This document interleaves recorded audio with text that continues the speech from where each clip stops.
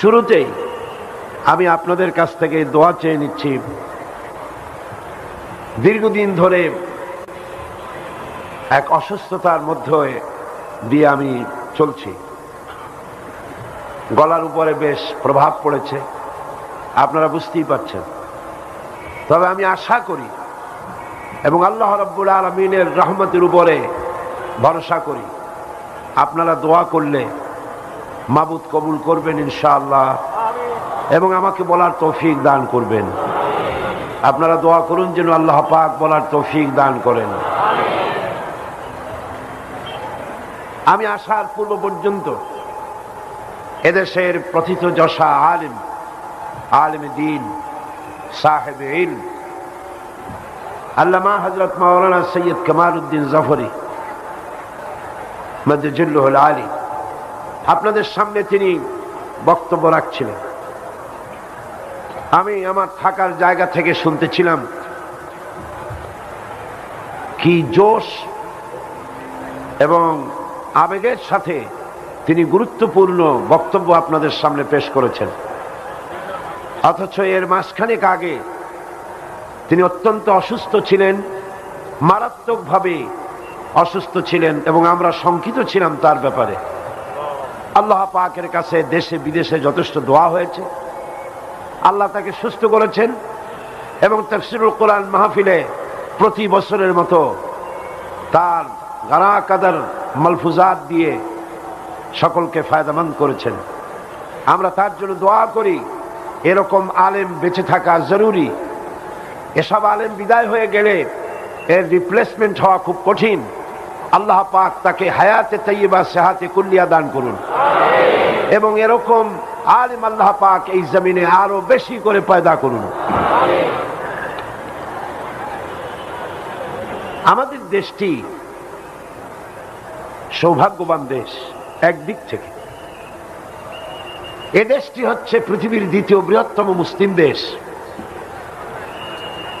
বঙ্গোপসাগরের উপকূলে 3 দিক থেকে পরিবেষ্টিত, 12 কোটি বনি আদম অধ্যুষিত, 56,000 বর্গমাইলের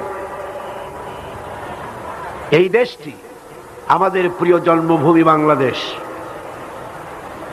2,47,000 মসজিদ, অসংখ্য ইবতেদায়ী, দাখিল, আলিম, ফাজিল, কামিল, আলিয়া এবং অসংখ্য কওমি মাদ্রাসা বুকে ধারণ করে ধন্য আমাদের প্রাণের বাংলাদেশ।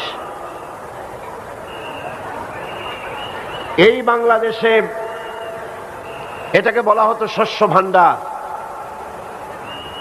আল্লাহ পাকের বিপুল নেয়ামতের প্রাচুর্য দিয়ে ভরা আমাদের স্বপ্নের বাংলাদেশ। এখানে রয়েছে খনিজ সম্পদ, বনজ সম্পদ, মৎস্য সম্পদ, রয়েছে গ্যাস সম্পদ, আরো রয়েছে মানব শক্তি তথা জনসম্পদ। কোনো জিনিসের অভাব নাই। লোকেরা বলে গরিব দেশ, কিন্তু আমি গরিব দেশ বলতে পারি না। আক্ষরিক অর্থে দেশটা গরিব না, সব আছে। একটা জিনিসের অভাবে গোটা জাতি কষ্ট পাচ্ছে, সেটা হলো সৎ নেতৃত্বের অভাব। গোড়া থেকেই দেশটি ছিল ষড়যন্ত্রের শিকার। প্রথমে ছিল ব্রিটিশ বেনিয়া, তারা চেয়েছে আমাদের দেশকে খ্রিস্টান বানাতে। সেই চেষ্টা তাদের শেষ হয়নি। এখন তারা এনজিওদের মাধ্যমে এদেশের জনগণকে খ্রিস্টান বানাবার প্রচেষ্টা অব্যাহত রেখেছে। রাশিয়া চেয়েছিল আমাদেরকে নাস্তিক বানাতে, আর ভারত চাচ্ছে আমাদেরকে ধর্ম নিরপেক্ষ বানাতে। অথচ এই পৃথিবীর বুকে আল্লাহ পাকের একজন পয়গম্বর ধর্ম নিরপেক্ষ ছিলেন না। আল্লাহ নবীর সাহাবীদের, অসংখ্য সাহাবীদের একজন সাহাবীও ধর্ম নিরপেক্ষ ছিলেন না। পৃথিবীর সমস্ত মুহাদ্দিস, মুফাসসির মুহাক্কিক, মুফতি সব একমত, ধর্মনিরপেক্ষ মতবাদ সুস্পষ্ট কুফরি মতবাদ। আমেরিকা এবং ভারতের পেইড এজেন্টরা রাত দিন পত্র পত্রিকা, স্যাটেলাইট, ইন্টারনেট, আকাশ সংস্কৃতির মধ্য দিয়ে, প্রিন্টিং মিডিয়ার মধ্য দিয়ে তারা রাত দিন চাচ্ছে এই 12 কোটি জনগণের ঈমান, আকীদা, এদেশের স্বাধীনতা, সার্বভৌমত্বকে মাটির সাথে মিশিয়ে দেওয়ার জন্য এক মারাত্মক খেলায় মেতে উঠেছে তারা।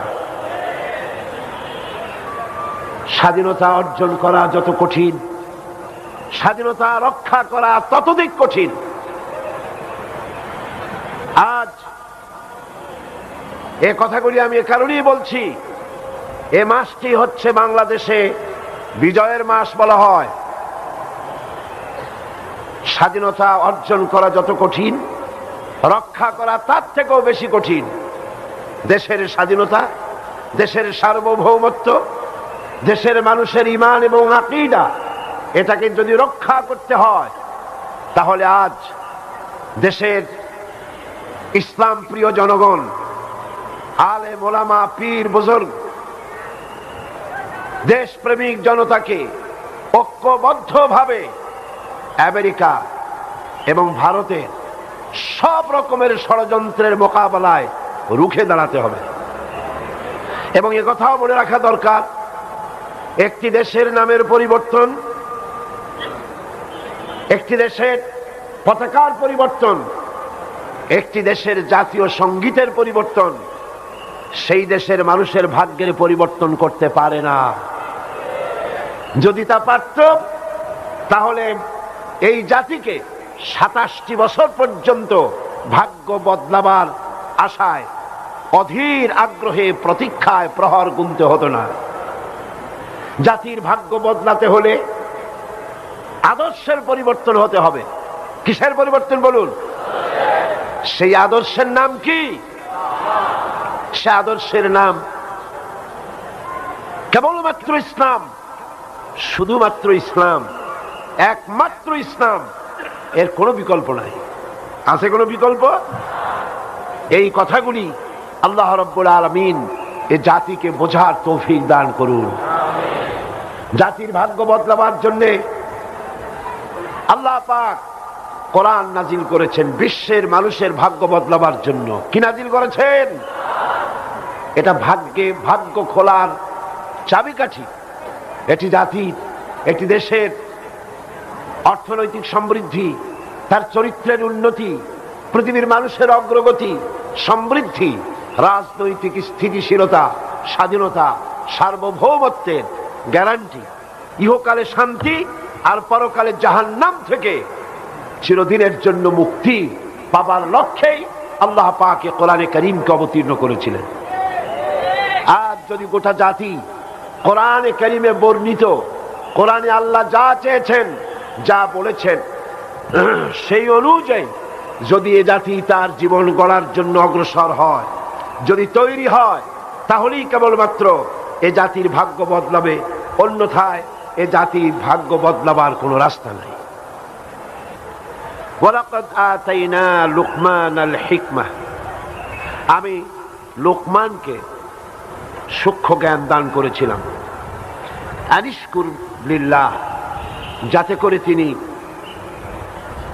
আমার অর্থাৎ আল্লাহ পাকের কৃতজ্ঞতা প্রকাশ করতে পারে। ওমাই ইয়াশকুর ফাইন্নামা ইয়াশকুরু লিনাফসিহি, আর যে ব্যক্তি কৃতজ্ঞতা প্রকাশ করে সে তা নিজের জন্যই কৃতজ্ঞতা প্রকাশ করে। ওয়ামান কাফারা, আর যে ব্যক্তি কুফরি করে, ফাইন্নাল্লাহা গানিয়্যুন হামিদ, অর্থাৎ যে ব্যক্তি আল্লাহর প্রতি অকৃতজ্ঞ, কৃতজ্ঞতা প্রকাশ করে না, সেক্ষেত্রে আল্লাহ পাক তার কৃতজ্ঞতার মুখাপেক্ষী নন, তিনি হচ্ছেন নিজে নিজেই প্রশংসিত। ওয়াইজ ক্বালা লুকমানু লিবনিহি ওয়া হুয়া ইয়াইযুহু, আর স্মরণ করো যখন লোকমান তার ছেলেকে উপদেশ দিচ্ছিলেন, ইয়া বুনাইয়া, হে বৎস, লা তুশরিক বিল্লাহ, আল্লাহর সাথে কাউকে শরীক স্থাপন করো না। ইন্নাশ শিরকা লাযুলমুন আযীম, নিঃসন্দেহে শিরক হচ্ছে মস্ত বড় জুলম। এ হচ্ছে আয়াতে কারিমা যে দুটি আমি তেলাওয়াত করলাম তার শাব্দিক অর্থ। এখন মূল আলোচনায় আমরা যেতে চাই। আজকের এই আয়াত দুটিতে আল্লাহ পাক কি বলতে চান সেই বিষয়টি আপনাদের সামনে আমি চেষ্টা করব বলার জন্য। আমা তৌফিকি ইল্লা বিল্লাহ। প্রথমে আমাদের জেনে নেওয়া দরকার যে আল্লাহ পাক লোকমান এর নাম কোরআন শরীফে উল্লেখ করলেন, তিনি কি ছিলেন, তার সম্পর্কে মতবিরোধ রয়েছে। ইতিহাসবেত্তারা মতবিরোধ করেছেন। আমাদের সমাজে কেউ কেউ হযরতে লোকমানকে নবী মনে করেন এবং লোকমান আলাইহিস সালামও বলেন নবী মনে করে, কিন্তু তিনি নবী ছিলেন না এ ব্যাপারে সমস্ত মুফাসসিরিন মুহাদ্দিসিন একমত। কেউ কেউ বলেছেন তিনি আদ জাতির অন্তর্ভুক্ত ছিলেন এবং ইয়ামেনের বাদশা ছিলেন। মৌলানা সৈয়দ সুলাইমান নদভী তিনি তার আরদুল কোরআন গ্রন্থে লিখেছেন যে আদ জাতির উপর আল্লাহর আযাব নাযিল হওয়ার পর হযরত হুদ আলাইহিস সালামের সঙ্গে যেসব ঈমানদারেরা বেঁচে ছিলেন, লোকমান ছিলেন তাদেরই একজন। এবং ইয়ামেনে তিনি সেই জাতির রাষ্ট্রপ্রধান ছিলেন, অন্যতম শাসক ছিলেন, বাদশা ছিলেন। কিন্তু কতিপয় প্রবীণ সাহাবায়ে কেরাম রিদওয়ানুল্লাহ তাআলা আলাইহিম আজমাইন তাদের মতে, যেমন হযরত ইবনে আব্বাস রাদিয়াল্লাহু তাআলা আনহু, হযরত আবু হুরায়রা রাদিয়াল্লাহু তাআলা আনহু, হযরত জাবির ইবনে আব্দুল্লাহ আনসারী রাদিয়াল্লাহু তাআলা আনহু, তাদের মত হচ্ছে লোকমান ছিলেন নুবার অধিবাসী এবং মিশরের কালো মানুষদের অন্তর্ভুক্ত ছিলেন তিনি।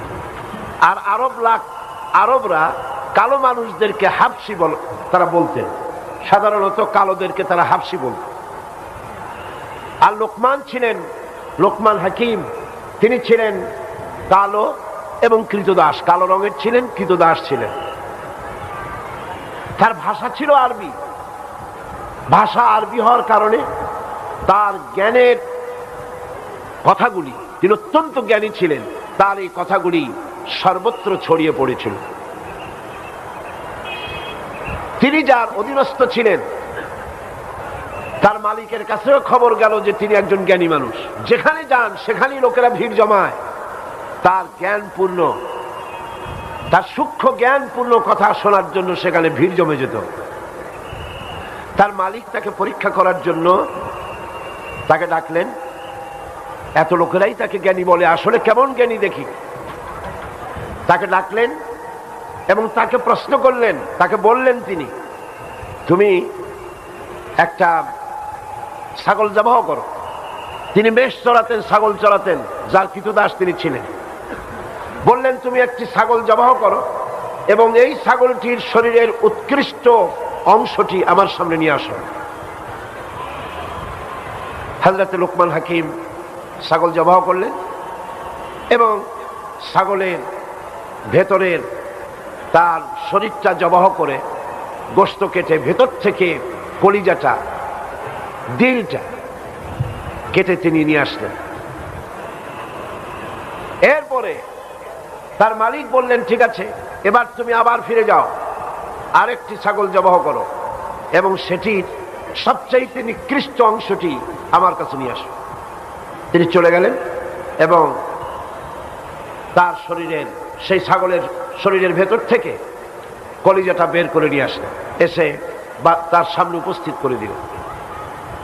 তার প্রভু আশ্চর্য হলেন যে আমি তোমাকে বললাম ছাগলের শরীরের নিকৃষ্ট অংশটি আমাকে উৎকৃষ্ট অংশটি নিয়ে আসো, তখন তুমি কলিজা নিয়ে আসলে, কাল্পটা নিয়ে আসলে।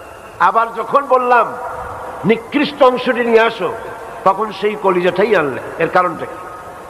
তিনি বললেন, প্রাণীর দেহের ভেতরে উৎকৃষ্ট কোন জিনিস থাকলে তার নাম হচ্ছে কাল্ব, দিল। আর নিকৃষ্ট যদি কিছু থাকে সেটাও হচ্ছে দিন। বাদশা বুঝতে পারলেন, তার মালিক বুঝতে পারলেন যে আসলে সে জ্ঞানী। আর জ্ঞানীদের কথা সব সময় একরকমই হয়ে থাকে। লোকমান হাকিম এই কথা বলেছিলেন বহু আগে। রাসূল করিম সাল্লাল্লাহু আলাইহি ওয়াসাল্লাম তার আবির্ভাবে দুনিয়া আসার অনেক আগে এই কথা তিনি বলেছিলেন। আর ঠিক একই কথাই রাসূল করিম সাল্লাল্লাহু আলাইহি ওয়াসাল্লাম বললেন, ইন্না ফিল জাসাদে মুদগা ইযা সালাহাত সালাহাল জাসাদু কুল্লু ওয়া ইযা ফাসাদা ফাসাদাল জাসাদু কুল্লু আলা ওয়াহিয়াল কলব। রাসূল করিম সাল্লাল্লাহু আলাইহি ওয়াসাল্লাম বলেছেন, মানুষের শরীরের ভেতর এক টুকরা মাংস আছে, গোশত টুকরা আছে। সেই গোশত টুকরা যদি ভালো হয় গোটা শরীর ভালো, আর গোশত টুকরা যদি খারাপ হয় তাহলে গোটা শরীর খারাপ। আলা ওয়াহিয়াল কলব, সেটা হচ্ছে কলব, সেটা হলো তার হৃৎপিণ্ড। হৃৎপিণ্ড ভালো সব ভালো, হৃৎপিণ্ড খারাপ তার দিল খারাপ, তো সব খারাপ। এই জন্যে আসলে আল্লাহর পক্ষ থেকে যখন যে কথা আসে, যাদের কাছে আসে সে কথার ধরন একই হয়। পৃথিবীতে যত নবী এসেছেন সমস্ত নবীদের কথা একরকম ছিল না ভিন্ন রকম ছিল? বলেন আপনারা। সমস্ত নবীদের বক্তব্য ছিল একই রকম, কারো কথার সাথে কারো কথার কোনো বৈপরীত্য হয়নি।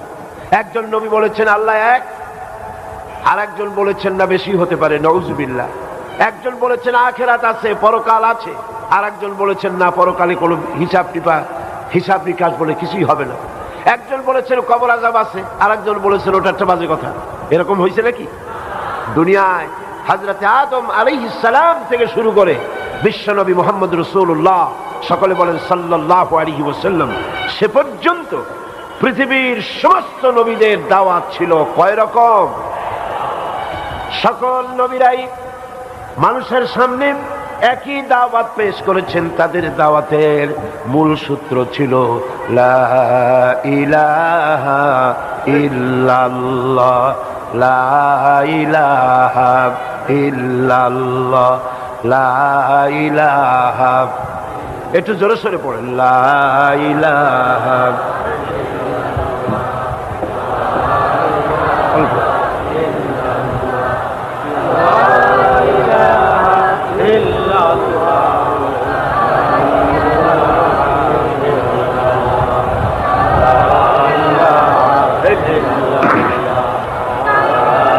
লা ইলাহা ইল্লাল্লাহু মুহাম্মাদুর রাসূলুল্লাহ। দুনিয়ার সব নবীদের কথা এক, অথচ আপনারা জানেন একজন নবীর সাথে আরেকজন নবীর দেখা হয়েছে খুব কম, বেশিরভাগই দেখা হয় নাই। কথা ঠিক কিনা? অথচ কথার মধ্যে কোনো বৈপরীত্য হয়নি। দার্শনিকরা তারা যে কথাবার্তা বলেছেন সেই কথায় কোনো মিল হয়নি, এক একজন এক এক রকম বলেছেন। একজন বলেছেন মানুষ হচ্ছে পেট সর্বস্ব জীব, দার্শনিকদের বক্তব্য। পেট সমস্যার সমাধান করে দিলেই সমস্ত সমস্যার সমাধান হয়ে যাবে।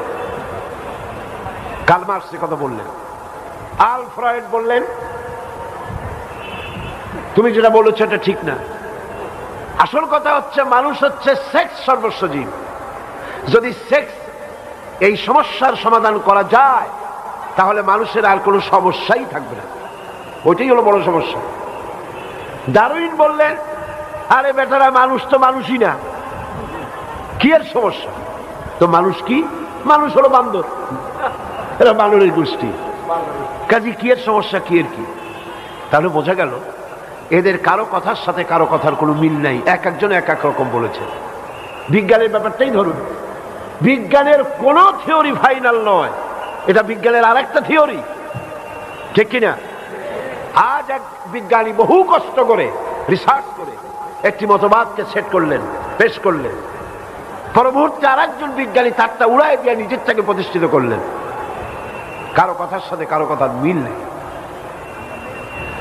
তারা মানুষকে কেউ মানুষকে দেখলো বান্দর হিসাবে, কেউ দেখলো সিম্পাজি হিসাবে, কেউ দেখলো সেক্স সর্বস্ব হিসাবে, কেউ দেখলো পেট সর্বস্ব হিসাবে।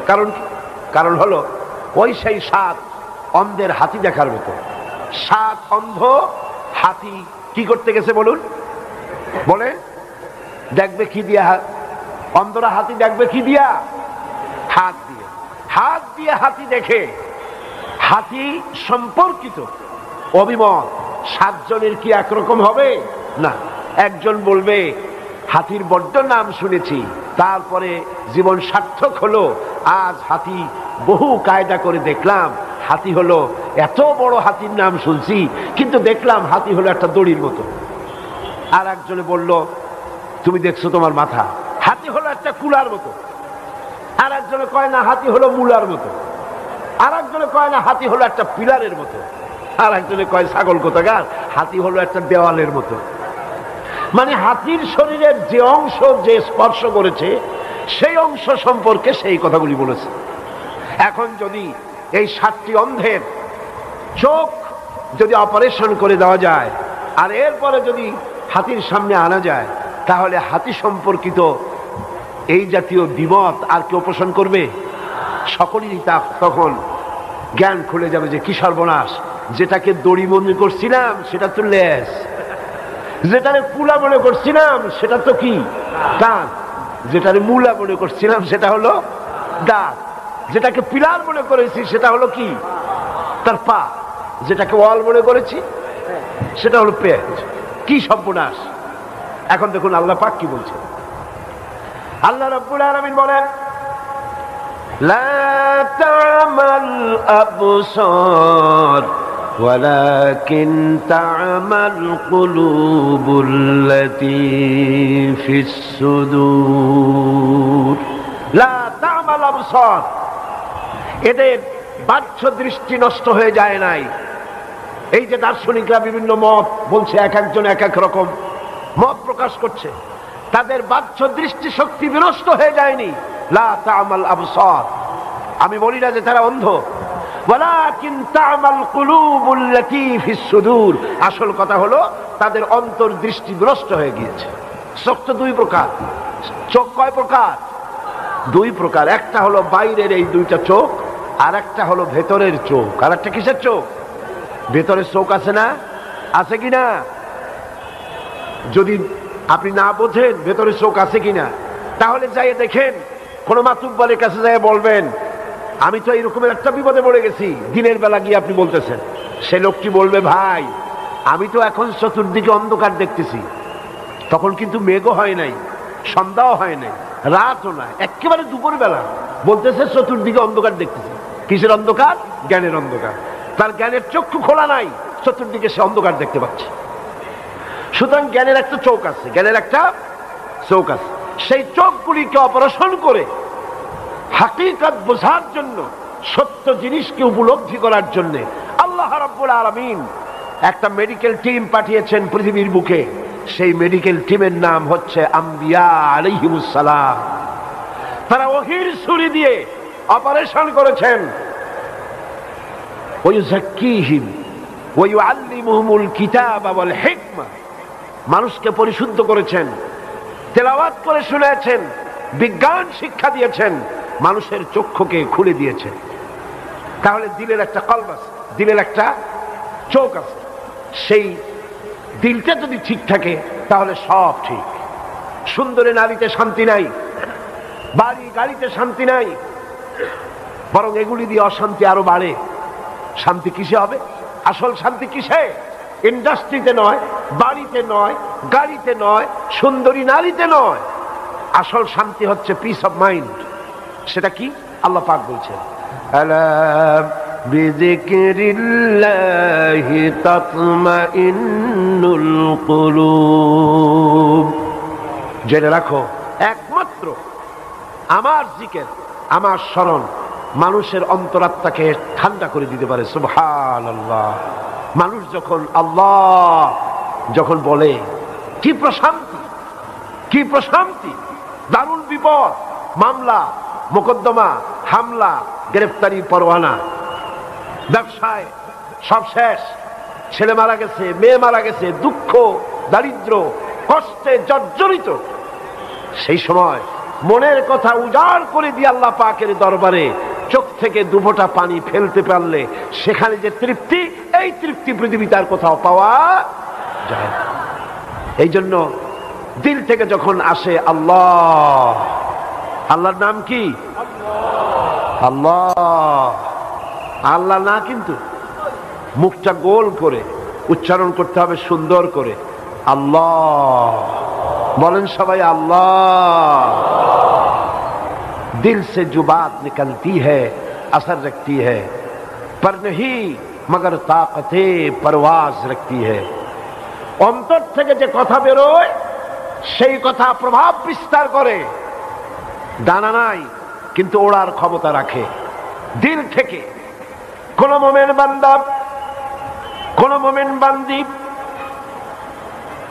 অন্তরের অন্তঃস্থল থেকে, হৃদয়ের গভীর কন্দর থেকে একটি বার যদি উচ্চারণ করে আল্লাহ, বলেন সবাই আল্লাহ, সবাই মুখ খুলে বলেন আল্লাহ। আল্লাহ রাব্বুল আলামিন 70 বার সাড়া দেন, বান্দা কি চাও আমি হাজির। বান্দা থেকে আল্লাহ পাক দূরে নয়, একদম নিকটে। আল্লাহ পাক বলেন কত নিকটে, শোনো, ওয়া নাহনু আকরাবু ইলাইহি মিন হাবলিল ওয়ারিদ। তোমার ঘাড়ে যে শাহরগ, যে রগের উপরে তোমার মাথাটা খাড়া হয়ে আছে, এর থেকেও আমি আল্লাহ তোমার কাছে বেশি নিকটবর্তী। এখন এই দিল, কলব, এটা সুস্থ হতে হবে। বহুত মুসলমান আছে যাদের এই অন্তর ঠিক নাই, তাদের কাছে সব ভালো লাগে। কয় যে হুজুর, ওয়াজ যখন শুনি বেশ মজা লাগে, আবার যখন গান শুনি তাও খারাপ লাগে না, আছে কিনা? মসজিদও ভালো লাগে, আবার মন্দিরও মোটামুটি ভালো লাগে, খারাপ লাগে। দেখেন না, এরা মন্দিরেও যায়, মসজিদেও যায়, সব জায়গায় যায়, ঠিক কিনা? যায় কিনা? কারা যায়? আপনারা নিজেরাই খাবে খাবে মিলাই নেন, যায় কারা? ওয়াজ মাহফিলও ভালো লাগে, গানের মজলিসও ভালো লাগে, সিনেমাও ভালো লাগে, হজও করে, ডিশ এন্টিনায় স্ত্রী পুত্র পরিজন নিয়ে একসাথে নগ্ন চিত্র দেখতেও খারাপ লাগে না, ঠিক কিনা? এটা হচ্ছে কি? এটি হচ্ছে তার দিলটা নষ্ট হয়ে গেছে। দিলটা কি হয়ে গেছে? তার কলব, তার দিল নষ্ট হয়ে গিয়েছে, পচে গেছে, নষ্ট হয়ে গিয়েছে। এটা হচ্ছে মুনাফিকের দিল। সুস্থতার লক্ষণ এটা নয় যে সবই ভালো লাগে, কোনো দাম নাই। তায়েফ থেকে এক প্রতিনিধি দল এসে, হাদিস শরীফে এসেছে, তায়েফ থেকে একটি প্রতিনিধি দল রাসূল করিম সাল্লাল্লাহু আলাইহি ওয়াসাল্লামের খেদমতে হাজির হলেন। এসে বললেন, তায়েফে বহু সংখ্যক লোক ইসলাম কবুল করতে চায়, একটি মাত্র শর্ত, তারা ইসলামের সব আইন কানুন মানবে। একটি শর্ত, সেটা হলো এই, তারা তাদের ঘরে মূর্তিটা রাখতে চায়। এই মূর্তি রাখার পেছনে মূর্তি তারা পূজা করবে তা না, এটা একটি সংস্কার, এটা একটি আবেগ, একটি আবেগ। অতীতেও ছিল। কিছুদিন ইসলাম কবুল করার পর এই মূর্তিগুলো ঘরে থাকবে, তারপরে আস্তে আস্তে তারা মূর্তি ভাড়ায় দেবে, এটা রাখবে না, ভাড়ায় দেবে। তবে শর্ত এইটা, তারা ইসলাম কবুল করবে, সব মানবে, ঘরের মধ্যে মূর্তিটা রাখার জন্য একটু পারমিশন দেওয়া হোক। রাসূলুল্লাহ কি জবাব দিলেন? আল্লাহ পাকের নবী বিশ্বনবী মুহাম্মদ রাসূলুল্লাহ সাল্লাল্লাহু আলাইহি ওয়াসাল্লাম বললেন, এদের মুসলমান হওয়ার কোনো প্রয়োজন নাই, কোনো দরকার। মুসলমান হতে হবে তো 16 আনাই হতে হবে, পূর্ণাঙ্গ হতে হবে, একটু নয়, সব। সুতরাং লোকমান হাকিম সম্পর্কে এই কথাটুকু আমি আগে বলে নিলাম যে তিনি ছিলেন জ্ঞানী, এই জন্য তাকে লোকমান হাকিম বলা হতো। আল্লাহ পাক বলছেন, আল্লাহ পাক বলছেন, ওয়ালাকাদ আতাইনা লুকমানাল হিকমা, আমি লোকমানকে সূক্ষ্ম জ্ঞান দান করেছি। সুবহানাল্লাহ। কে দান করেছে? কি জন্যে? আনিশকুর লিল্লাহ, সেজন্য আল্লাহর কৃতজ্ঞতা প্রকাশ করতে পারে। এরপর আবার আল্লাহ পাক বলছেন ওমাইয়াশকুর ফাইন্নামা ইয়াশকুরু লিনাফসিহি, যে ব্যক্তি কৃতজ্ঞতা প্রকাশ করে সেটা নিজের জন্যই করে। ওয়ামান কাফারা, আর যে ব্যক্তি কুফরি করলো তার থেকে আল্লাহ পাক, তার কৃতজ্ঞতার মুখাপেক্ষী আল্লাহ নন, কারণ আল্লাহ পাক নিজেই নিজের থেকেই প্রশংসিত, কারো প্রশংসার মুখাপেক্ষী তিনি নন। বুঝে আসছে কথা? এখন আল্লাহ পাক বলছেন লোকমানকে আমি জ্ঞান দান করেছি। হযরতে লোকমান আল্লাহ পাকের এই দেওয়া জ্ঞানের শুকর আদায় করেছিলেন। তিনি শুকরিয়া আদায় করলেন। শুকরিয়া আদায় করার কারণে তিনি তো কৃতদাস ছিলেন। লোকমান কি ছিলেন? কৃতদাস। তার জ্ঞানের কারণে তার মালিক তাকে মুক্ত করে দিলেন। হযরতে লোকমান আল্লাহর শুকর আদায় করেছিলেন। আল্লাহ রাব্বুল আলামিন তার কৃত দাসত্ব থেকে মুক্তি দান করে দিয়ে তার পজিশনটা কিভাবে বাড়ালেন দেখেন। তিনি ছিলেন কৃতদাস, এরপরে আল্লাহ রাব্বুল আলামিন তার দরবারে তিনি কৃতজ্ঞতা পেশ করার কারণে আল্লাহ পাক তাকে তার কথাগুলির কি দাম দিয়ে দিলেন। আল্লাহ পাক তার কথাকে কোরআন শরীফের ভিতরে লিপিবদ্ধ করে দিয়ে কিয়ামত পর্যন্ত হযরতে লোকমানকে চিরন্তন করে দিলেন। আল্লাহর শুকরিয়া আদায় করলে আল্লাহ পাক এভাবেই তাকে পুরস্কৃত করেন। লাইন শাকারতুম লাযীদান্নাকুম ওয়া লাইন কাফারতুম ইন্না আযাবী লাশাদীদ। আমার নিয়ামতের শুকর যদি আদায় করো আমি নিয়ামত বাড়ায় দেব, আর যদি অকৃতজ্ঞ হও তাহলে আমার কঠিন শাস্তি তোমাদেরকে মোকাবেলা করতে হবে। এখন কৃতজ্ঞতা নিছক মৌখিক নয়, মুখ দিয়া শুধু আলহামদুলিল্লাহ বললাম না, তাতে হবে না। কৃতজ্ঞতা প্রকাশ করার জন্য তিনটা পর্যায় রয়েছে: চিন্তা, কথা এবং কাজ। এই তিনটি জিনিসের মাধ্যমে কৃতজ্ঞতা প্রকাশ করতে হবে। সেটাই ভাবে আমি যা কিছু লাভ করেছি সবই আল্লাহর দান। সুবহানাল্লাহ। আমরা যা কিছু লাভ করেছি সব কার দান? নিজের হৃদয় মস্তিষ্কের গভীরে এই বিশ্বাস রক্তে মাংসে প্রথিত করতে হবে, যা পেয়েছি সব আল্লাহর দান। সুবহানাল্লাহ। আর মুমিন বান্দার কণ্ঠে সদা সর্বদা আল্লাহর অনুগ্রহের স্বীকৃতি থাকতে হবে। আল্লাহর অনুগ্রহ পাবেন আর বলবেন আলহামদুলিল্লাহ। কি বলবেন? আলহামদুলিল্লাহ। প্রশংসা সব সময় হবে আল্লাহ পাকের। কার্যক্ষেত্রে সে আল্লাহর হুকুম মেনে চলবে এবং তার হুকুম অমান্য করা থেকে সব সময়ের জন্য সে দূরে থাকবে। এইভাবে করে আল্লাহর শুকরিয়া, আল্লাহর কৃতজ্ঞতা তাকে আদায় করতে হবে। যে ব্যক্তি শুকর আদায় করবে না, ওমান কাফারা ফাইন্নাল্লাহা গানিয়্যুন হামিদ। আল্লাহ পাক বলেন যে ব্যক্তি শুকর আদায় করবে না, আল্লাহ তার শুকরের কৃতজ্ঞতার মুখাপেক্ষী নন, যেহেতু আল্লাহ রাব্বুল আলামিন নিজের থেকেই নিজেই প্রশংসিত। তার প্রশংসা কেউ করুক আর না করুক এতে তার কিছুই আসে। কথা বুঝে আসছে? আল্লাহ রাব্বুল আলামিন বলেন আল্লাহর প্রশংসা করে আপনি করবেনটা কি? আপনি প্রশংসা করলে সেটা আপনার জন্য। আল্লাহর প্রশংসা করবেন, মর্যাদা বাড়বে কার? নিজের। কনকার আপনি আল্লাহর প্রশংসা করে বড় বাড়াইতে পারবেন? আল্লাহর যে পজিশন আছে, খুব ভালো করে বোঝেন, আল্লাহর যে পজিশন আছে আপনারা সবাই মিলে জিকির করে ফিকির করে প্রশংসা করে তার পজিশন থেকে আরো বাড়াই দিতে পারবেন? প্রশংসা না করে আরো নিচে নামাই দিতে পারবেন? তার ক্ষমতার চৌহদ দিয়ে আরো বাড়াতে পারবেন? তাহলে আল্লাহর প্রশংসার অর্থটা কি? অর্থটা হচ্ছে প্রশংসা করলে লাভ আমার লাভ আপনার লাভ।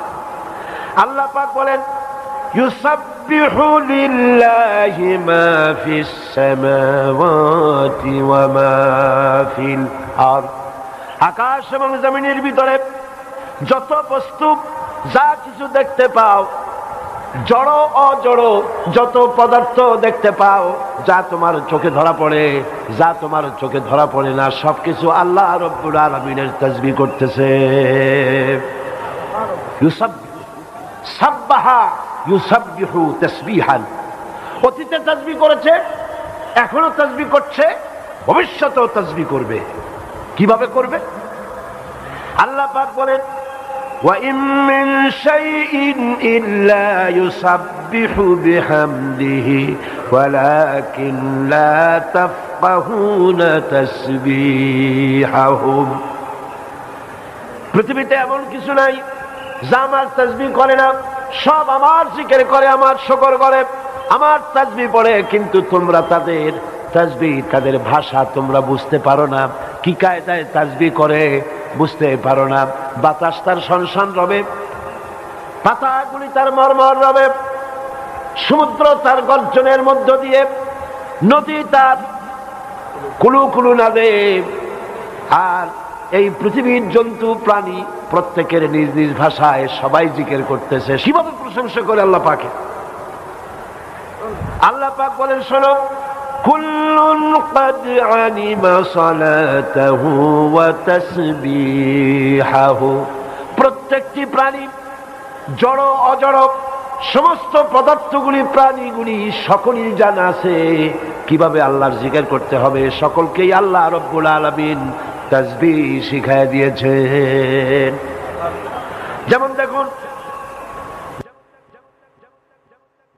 আল্লাহর জিকির করছে কিয়ামের অবস্থায়, সমস্ত বৃক্ষরাজি কিয়ামের অবস্থায় আল্লাহ পাকের তাসবিহ করছে, জিকির করছে। আর যত চতুষ্পদ প্রাণী আছে সব রুকুর হালতে আল্লাহ রব্বুল আলামিনের তাসবিহ করছে। চতুষ্পদ প্রাণীগুলি সব রুকুর হালতে আছে। অন্যান্য প্রাণীগুলি যেমন ব্যাং, দেখছেন ব্যাং যেভাবে ব্যাং বসে, মনে হয় যেন তাশাহুদ পড়তেছে, দেখছেন না? আরে ভাই, কথা না কইলে বুঝি কি? ব্যাংগুলির মনে হয় যেন তাশাহুদ পড়তেছে। সরীসৃপগুলি, সরীসৃপ বোঝেন? বুক দিয়া হাসে, হাতে যেগুলো সাপ অথবা এই জাতীয় প্রাণী যা বুক দিয়া হাঁটে, এরা সবাই সিজদার হালতে আল্লাহ পাকের জিকির করতেছে, তাসবিহ করতেছে। তাহলে দেখেন, কেউ তো দাঁড়াইয়া, কেউ তো রুকু দিয়ে, কেউ তো সিজদার হালতে জিকির করতেছে। আবার অন্যদিকে দেখুন, তামাম পৃথিবীর সমস্ত গাছপালা, তরুলতা, কীট পতঙ্গ, জন্তু জানোয়ার সবাই মিলে যেভাবে আল্লাহর জিকির করে, এ সবগুলি আল্লাহ রাব্বুল আলামিন মানুষের মধ্যেই দান করে দিয়েছেন। আল্লাযীনা ইয়াযকুরুনাল্লাহা কিয়ামান ওয়া কুউদান ওয়া আলা জুনুবিহিম। মানুষ দাঁড়িয়ে আল্লাহর ইবাদত করে, রুকু দিয়েও করে, সিজদা দিয়েও করে। আল্লাহ পাক মানুষকে সব রকমের ইবাদত করার তৌফিক দান করে দিয়েছেন। পৃথিবীর সমস্ত প্রাণী আল্লাহর জিকির করছে, আল্লাহর তাসবিহ করছে, আল্লাহর প্রশংসা করছে। সুতরাং আপনি প্রশংসা করেন আর না করেন, আল্লাহ কিচ্ছু আসে যায়। প্রশংসা করলে লাভ কার? আমার, আপনার, আমাদের সকলেরই। আমাদের মর্যাদা বেড়ে যায়। আমাদের মর্যাদা কত বাড়ে জানেন? কত বাড়ে? ফাযকুরুনি আযকুরকুম ওয়াশকুরুনি ওয়ালা তাকফুরুন। ফাযকুরুনি আযকুরকুম, তোমরা যদি আমার জিকির করো, আমি তোমার জিকির করব। সুবহানাল্লাহ। আমরা যদি জিকির করি, এই প্যান্ডেলের মধ্যে লক্ষাধিক জনতা নিয়ে আল্লাহর জিকির করতেছি, এটা শুনে আল্লাহ পাক আরশে আজিমে ফেরেশতাদের মজলিসে আমাদের জিকির করবেন। কোনটা বড় হইলো? বড় হইলো কোনটা? আমারটা না আল্লাহরটা? সুবহানাল্লাহ। এজন্য হাদিসে কুদসির ভিতরে এসেছে, আল্লাহ রাব্বুল আলামিন বলেন, বান্দা যদি আমার দিকে এক বিঘত যদি অগ্রসর হয়, আমি আমার বান্দার দিকে এক হাত আগায়া যাই। বান্দা যদি আমার দিকে হেঁটে আসে, আমার রহমত বান্দার দিকে দৌড়াইয়া যায়। हर हमेशा देने को वो तैयार है, हर हमेशा देने को वो तैयार है, जो न मांगे उससे वो बेजार है। सब समय দিতে প্রস্তুত কে? খুশি হয়ে নামটা নিতে কষ্ট হয়? জোরে কইতে পারেন না? মোহব্বত দিয়ে বলতে পারেন না? সবসময় দেওয়ার জন্য প্রস্তুত হচ্ছেন আল্লাহ আল্লাহ আল্লাহ। যে চায় না আল্লাহ পাক তার প্রতি বিরক্ত হয়ে যান।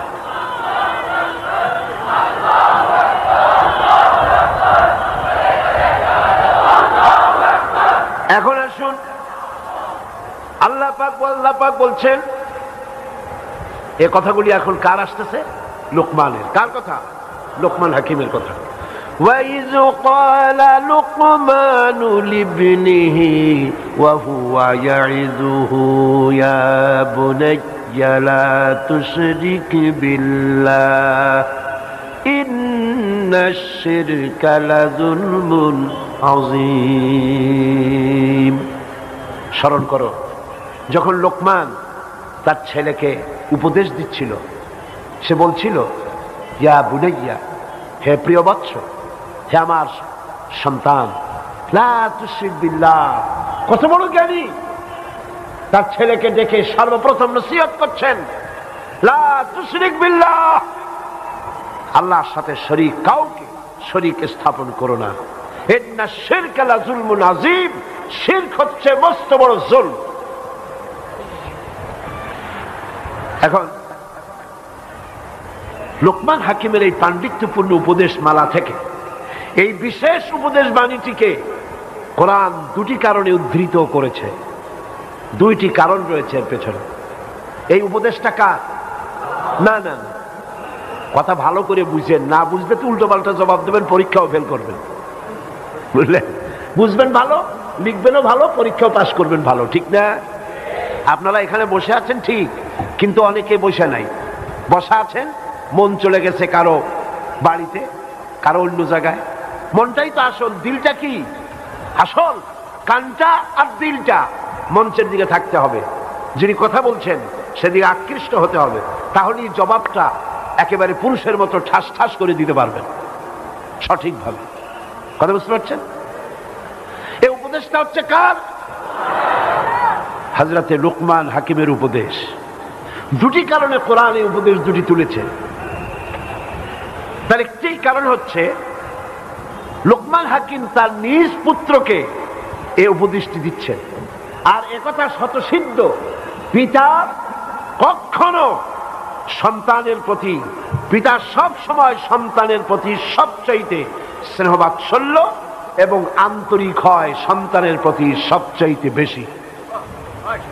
একটি লোক সবাইকে ভাগি দিতে পারে, বউরে ভাগি দিতে পারে, সমাজকে ভাগি দিতে পারে, গোটা রাষ্ট্রকে ভাগি দিতে পারে, টিভি রেডিওর মাধ্যমে অনার্গল মিথ্যে কথা বলতে পারে, গোটা জাতিকে ধোঁকা দিতে পারে, কিন্তু নিজের সন্তানকে ধোঁকা দিবে না। পিতা মাতা নিজের সন্তানকে প্রতারণা করবে না, ঠিক কিনা? হযরতে লুকমান তিনি তার সন্তানকে উপদেশ দিচ্ছেন। কাকে? তাহলে এই উপদেশ নিখাল, নির্ভেজাল, সলিড, আন্তরিক, 100%, এর মধ্যে কোনো ভুল নাই। তিনি ছেলের কল্যাণ কেন, তাই নিজ পুত্রকে নসিহত করছেন। অকাট্যভাবে প্রমাণ করলেন একথা যে শিরক যথার্থই নিকৃষ্ট কাজ এবং জুলম, একথা তিনি বললেন। এটি হলো লোকমান হাকিমের কথা কোরআন শরীফ উঠাবার একটি কারণ।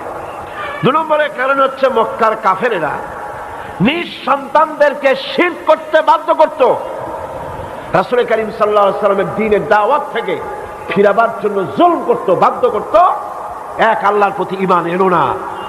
তখন এই আয়াত নাযিল হলো। আল্লাহ তাদেরকে বুঝাতে চাইলেন তোমরা তো তোমাদের সন্তানদেরকে শিরক করতে বাধ্য করছো, অথচ যে লোকমানকে তোমরা সবচাইতে জ্ঞানী বলে মনে করো, জানো, বিশ্বাস করো, ইতিহাসের চর্চা হয় তোমাদের মধ্যে, সেই জ্ঞানী লোকমান তিনিও তো এই কথা বলেছেন। এ কথা রাসূলুল্লাহ নতুন বলছেন না, এর আগে লোকমান হাকিম নামের একজন বিজ্ঞ ব্যক্তি এই কথাটি বলে গেছেন।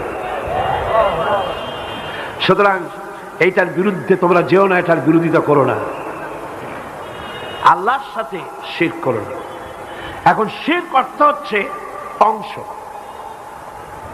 অংশ ইসলামী পরিভাষায় আল্লাহ তাআলার জাত এবং সিফাতের সাথে কাউকে তার সমকক্ষ, সহায়ক এবং অংশীদার স্থির করাকেই আরবিতে কি বলা হয়?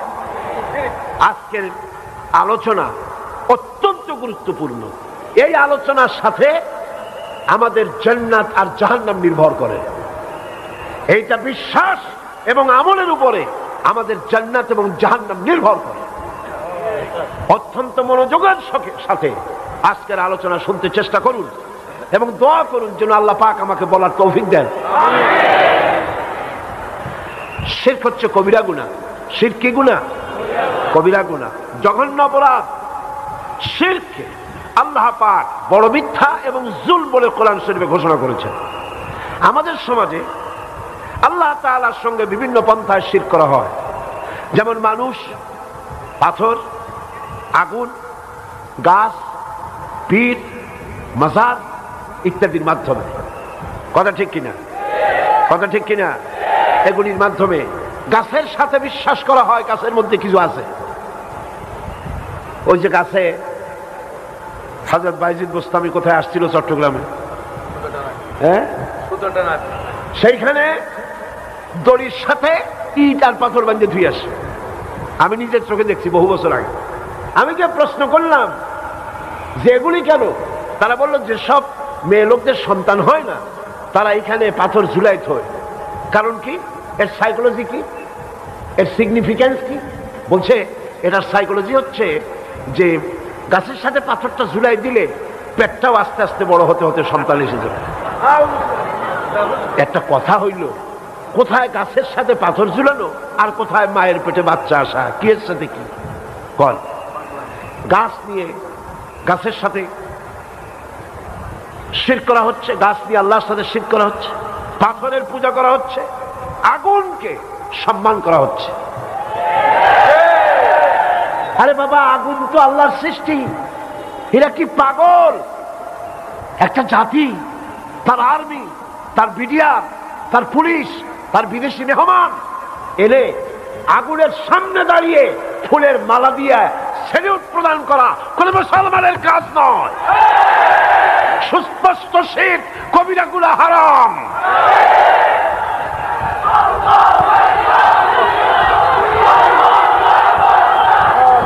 এটাকে বলা হচ্ছে,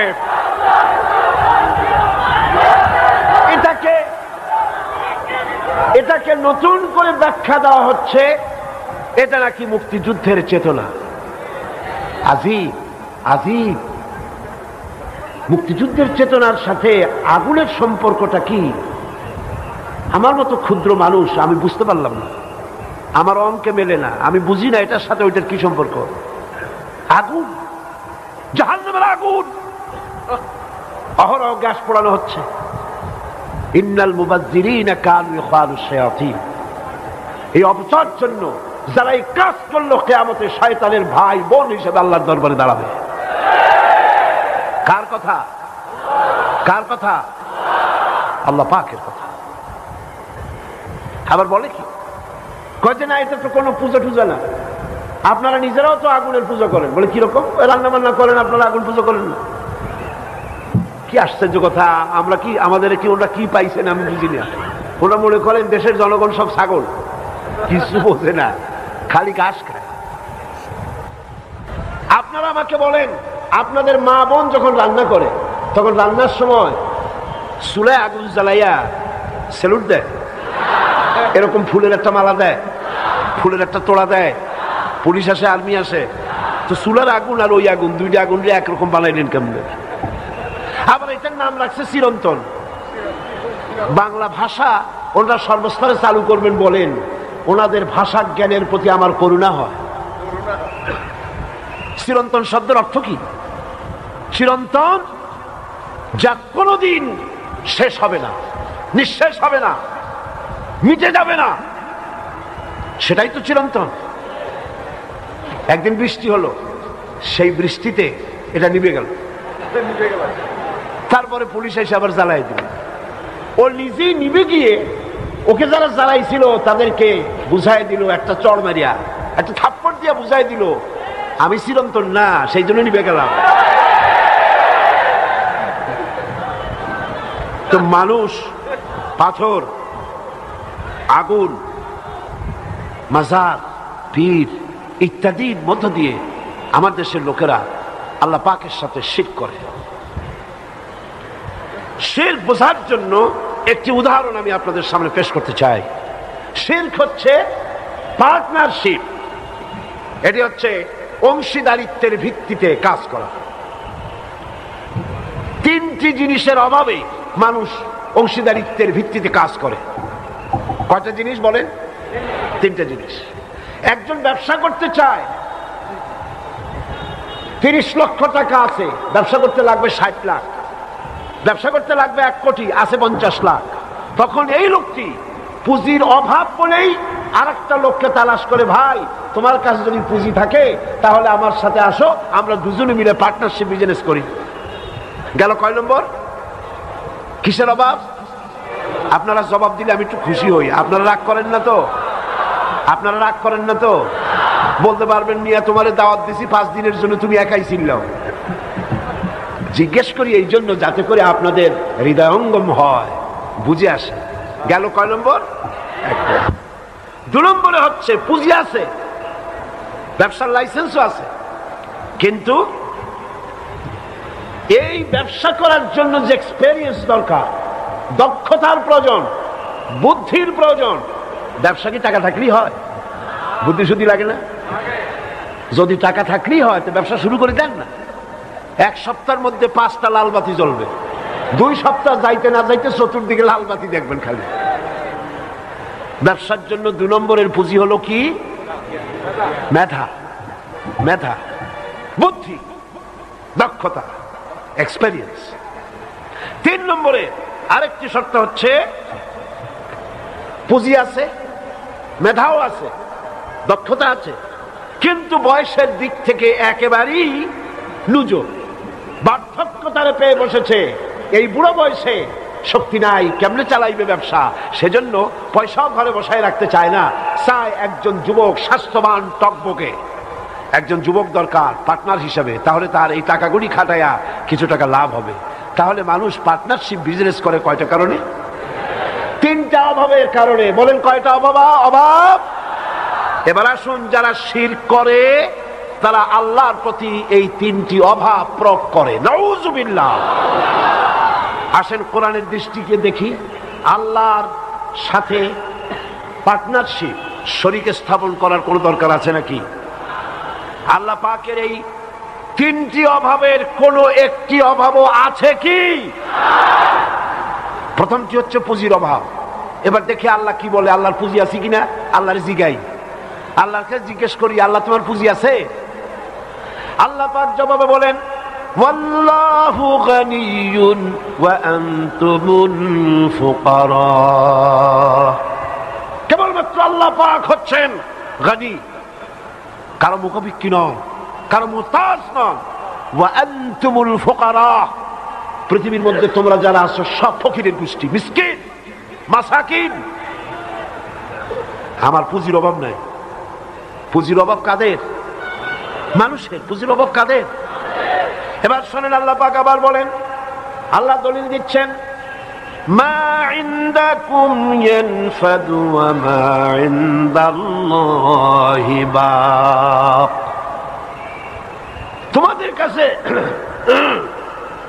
তোমাদের কাছে যা আছে সব ফুরাইয়া যায়। 5 মণ দিলে 3 দিন পরে যাই দেখা যায় সব পায়খানা হয়ে গেছে, কিচ্ছু নেই। 5 কোটি টাকা আছে, 6 মাস পরে সব শেষ। টাকার আল্লাহ যত ধান দিলেন, চাউল দিলেন, মাছ দিলেন, গোশত দিলেন, খাইয়া সমুদ্র শেষ করে ফেলাইছি আমরা, ঠিক কিনা? সমুদ্র এখন মাছ কমে গেছে, এমন খাওয়া খাচ্ছে। মা ইনদাকুম ইয়ানফাদু, তোমাকে যা দেওয়া হয়, তোমার কাছে যা আছে সব ফুরায় যায়। ওয়া মা ইনদাল্লাহি বাক, আর আমার কাছে যা আছে তা ফুরায় না। আল্লাহ পাকের ভান্ডার যত দেন তত ভরা থাকে, মোটেই কমে না। সুবহানাল্লাহ। আল্লাহ পাক বলেন আকাশ আর জমিনের সবকিছুর চাবি কাঠি আল্লাহর কাছে। সম্পদে সমস্ত চাবি কার কাছে? লিল্লাহি মা ফিস সামাওয়াতি ওয়া মা ফিল আরদ, আকাশের জমিনে যা কিছু আছে সার্বভৌমত্বের একচ্ছত্র মালিকানা কার? জোরে বলেন কার? তাহলে বোঝা গেল আল্লাহর পুঁজির কোনো অভাব নাই। তাহলে আল্লাহর কোনো শরীকের দরকার আছে? 2 নম্বরে আরেকটি অভাবের কারণে মানুষ পার্টনারশিপ বিজনেস করে, সে অভাবটা হলো বুদ্ধির অভাব, দক্ষতার অভাব, যোগ্যতার অভাব, জ্ঞানের অভাব, মেধার অভাব। আমি প্রশ্ন করি লক্ষ জনতাকে, এই অভাব আল্লাহ পাকের আছে নাকি? আল্লাহ পাক বলছেন, আল্লাহরই জিজ্ঞেস করি তোমার জ্ঞান কম না বেশি? আল্লাহ পাক জবাবে বলেন ওয়াল্লাহু ইয়ালামু ওয়া আনতুম লা তা'লামুন। আর কিছু থাকে? ওয়াল্লাহু ইয়ালামু, সবকিছু কে জানে? চিল্লায় বলতে হবে, কে জানে? ওয়া আনতুম লা তা'লামুন, তোমরা কিচ্ছু জানো না, কিচ্ছু জানো না। ওমা উতীতুম মিনাল ইলমি ইল্লা কলিলা, তোমাদেরকে খুব সামান্যতম জ্ঞান দেওয়া হয়েছে। কতখানি? কত সামান্য? সমুদ্রের ভেতরে, মহাসমুদ্রের ভেতরে একটা পাখি যদি তার চুনচুপ, তার ঠোঁটকে যদি পানির ভিতরে ডুবায় দেয়, প্রশান্ত মহাসাগরের ভিতরে ঠোঁটটা ডুবায় দিয়া ঠোঁটটা যদি উঠায়, তাহলে প্রশান্ত মহাসাগরের পানি কমবে কতখানি? পাখি প্রশান্ত মহাসাগরের মধ্য দিয়া তার ঠোঁটে যতটুকু পানি উঠাতে পারে নাই, গোটা পৃথিবীর মানুষগুলি নবুয়তের জ্ঞান বাদ দিয়া, পৃথিবীর সমস্ত বুদ্ধিজীবী, সমস্ত কবি সাহিত্যিক, সমস্ত রাজনীতিবিদ, সমরবিদ, পৃথিবীর সমস্ত মানুষের জ্ঞান এক জায়গায় করলে পাখি তার ঠোঁটে করে সমুদ্র থেকে যতটুকু পানি উঠাইছে, এতটুকু জ্ঞান আল্লাহর কাছ থেকে তারা লাভ করতে পারে নাই। তাহলে জ্ঞানের পুঁজির অভাব আল্লাহর কাছে। 3 নম্বরে আল্লাহর কোন শক্তির অভাব আছে? শক্তির জন্যই তো শরীর দরকার। বুড়া হয়ে গেছে, বার্ধক্য হয়ে গেছে, দুর্বল হয়ে গেছে, এই জন্য জওয়ান দরকার, যে ব্যবসা চালাইতে পারবে এরকম একজন জওয়ান দরকার। আল্লাহ পাকের এই অভাব আছে শক্তির। অনেক দিন হওয়ার কারণে চোখে কমটম দেখে, হ্যাঁ, নাউযুবিল্লাহ কর। শক্তির দিক থেকে রব্বুল আলামিন বলছেন আন্নাল কুওয়াতা লিল্লাহি জামিআ। পাগলেরা, পাগল নেতারা, পাগল নেত্রীরা, উন্মাদ নেত্রীরা, উন্মাদ নেতারা বলে সকল ক্ষমতার উৎস জনগণ। এরা উন্মাদ। এরা কি উন্মাদ? না হলে বলে ৭১-এর চেতনা নিয়ে বন্যার সাথে মোকাবেলা করা হবে। বন্যা কি পাকিস্তানি সৈন্য? তোমার রাইফেল নিয়ে, বন্দুক নিয়ে, তারপরে তুমি বন্যাটা গাইবা? পাগল। পাগল কি গাছে ধরে? জনগণকে বলা হয় ক্ষমতার উৎসব। মিথ্যে কথা, বাজে কথা।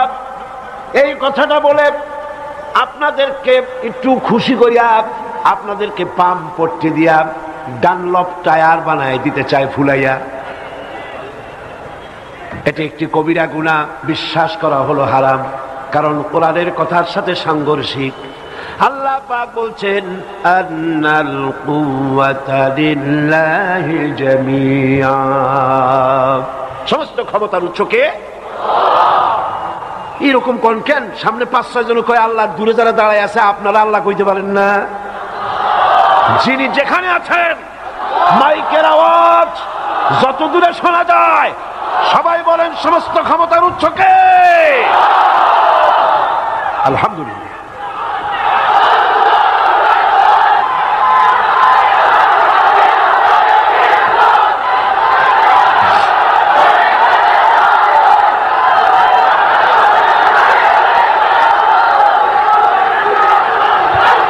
এরপরে বোঝা গেল সমস্ত ক্ষমতার উৎস একদিকে আল্লাহ, আবার অন্যদিকে আল্লাহ রাব্বুল আলামিন বলছেন খুলিকাল ইনসানু দাঈফা। সমস্ত ক্ষমতার উৎস হলো আল্লাহ, আর তোমরা হলে দুর্বল। মানুষেরা কি? আল্লাহ কি? সবল, শক্তিশালী। সব সময় দৈনিক 5 বার আল্লাহু আকবার বলে সেজদা দিয়া ঘোষণা করি, আল্লাহ তুমি বড়, আমি কিছু না, মাটির সাথে মিশে গেলাম। সুবহানাল্লাহ। সুতরাং যে কারণে মানুষকে শরীকদারি ব্যবসা করতে হয়, এর কোনো একটি কারণও আল্লাহর কাছে বিদ্যমান নাই। এই জন্যই শিরক করা নিকৃষ্ট অপরাধ, গুনাহে কবিরা, জঘন্যতম অপরাধ। শিরক করা কি? জঘন্যতম অপরাধ। এই শিরক এর আসলে কোনো ভিত্তি নাই। শিরকের আসলে কোনো, আল্লাহ পাক বলেন ওয়াজআলু লিল্লাহি শুরাকা কুল সাম্মুহুম। লোকেরা আল্লাহর কিছু শরীক নির্দিষ্ট করে, হে নবী তাদেরকে বলো, তারা যদি বাস্তবিক আল্লাহর বানানো শরীক হয়ে থাকে তবে তাদের নাম ঘোষণা করো। তারা কারা আমার একটু শোনাও। ওরা কারা? আমার সাথে তাদেরকে অংশীদার স্থাপন করো। ওরা কারা? নাম শোনাও।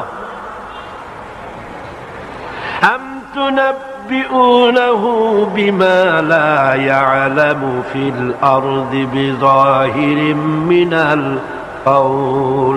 অথবা তোমরা কি আল্লাহকে এমন কথা শোনাতে চাও যে তিনি নিজের জমিনে এমন কেউ আছে বলে জানেনই না? সুতরাং শিরক থেকে বিরত থাকো। শিরকের বুনিয়াদ হচ্ছে আন্দাজ এবং অনুমান। শিরকের বুনিয়াদ কি? আন্দাজ। জেনে রাখতে হবে আলা ইন্না লিল্লাহি মান ফিস সামাওয়াতি ওয়াল আরদ। জেনে রাখো আসমানের বাসিন্দা হোক আর জমিনেরই হোক, তা সবকিছু আল্লাহর মালিকানাধীন। সবকিছু কার মালিকানার মধ্যে? আল্লাহ পাকের মালিকানার ভেতরে সব। সুতরাং আল্লাহর সাথে শরীক স্থাপন করো না। শিরকের কোনো দলিল নাই। ومن يدعو مع الله إلها آخر لا برهان له به। আল্লাহর সাথে অন্য মাবুদকে যারা ডাকে তাদের কাছে কোনো দলিল নাই, আন্দাজে তারা এ ধরনের মাবুদ তারা বানিয়ে নিয়েছে। আন্দাজে, একদম অনুমানের উপরে ভিত্তি করে তারা অন্যের উপরে নির্ভর করে। আল্লাহ পাকের শিরক যারা করে আল্লাহর সাথে, আল্লাহ পাক বলছেন এটা হচ্ছে সম্পূর্ণ মিথ্যার উপরে প্রতিষ্ঠিত। ومن يشرك بالله فقد افترى إثما عظيما। যে লোক আল্লাহর সাথে অন্য কাউকে শরীক স্থাপন করে সেটা বড় মিথ্যা রচনা করলো এবং মারাত্মক গুনাহের কাজ করলো। মারাত্মক গুনাহ করলো সে। শিরক সবচাইতে বড় জুলম। লা তুশরিক বিল্লাহ ইন্নাশ শিরকা লাযুলমুন আযীম। খবরদার শিরক করো না, আল্লাহর সাথে কাউকে শরীক স্থাপন করো না। এটা হলো মস্ত বড় জুলম, অত্যাচার। জুলমটা কি? জুলম শব্দের অর্থ হচ্ছে ওয়াদউশ শাই ফি গায়রি মুহাল্লি। যে জিনিস যেখানে রাখার নয় সেই জিনিস সেখানে রাখার অর্থই হলো, বলেন নাকি, মাথার টুপিটা খুলে যদি হাঁটুর উপরে থয় তাহলে টুপির উপরে কি করা হলো? মাথার টুপি নিয়ে বাজারে গিয়া বাজার করিয়া টুপিতে করে যদি আনে তাহলে টুপির প্রতি কি করা হলো? নৌকা চলে কি দিয়া? কন্যা। সেই নৌকা যদি রাস্তার উপরে টানায় থয় তাহলে নৌকার উপরে কি করা হইলো? জুলুম করা হলো। চশমা থাকে কোথায়? এই চশমা অনেকে এরকম হতো, ঠিক না?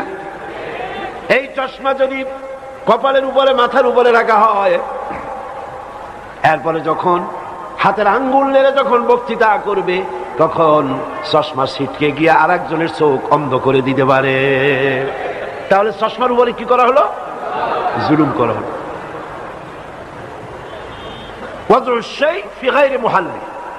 যেখানে যেটা রাখার সেটা সেখানে না রেখে আরেক জায়গায় রাখার নামই হলো জুলম। ইবাদত হবে কার? চিল্লা এখন কার? ছেলে দিতে পারে কে? মেয়ে দিতে পারে কে? হাসাতে পারে কে? কাঁদাতে পারে কে? হায়াত দিতে পারে কে? ব্যবসায় উন্নতি দিতে পারে কে? মামলা মোকদ্দমায় জিতায় দিতে পারে কে? ক্ষমতা দিতে পারে কে? ক্ষমতা ছিনায় দিতে পারে কে? এ সব কিছুর মালিকানা কেবলমাত্র একমাত্র শুধুমাত্র আল্লাহ, আল্লাহ, আল্লাহ। আর কেউ হতে? যখনই মানুষ এই সব কাজে অন্যকে শরীক করে, খাজা বাবা, ইয়া খাজা মেরা মতলব কো পুরা কর দে, নাউজুবিল্লাহ। আরে খাজা আপনার মতলব পুরা করবে কি করিয়া? খাজার মতলবই তো পুরা করছে আল্লাহ। কে পুরা করছে? এই ধরনের কিছু লোক ব্যবসার ফাঁদ পেতে বসে আছে। ভাবখানায় আমরা হচ্ছে আল্লাহর এজেন্ট। আমার কদম বসি করো, হাদিয়া দাও, টাকা দাও, পয়সা দাও, তোমার ভাগ্য খুলে যাবে।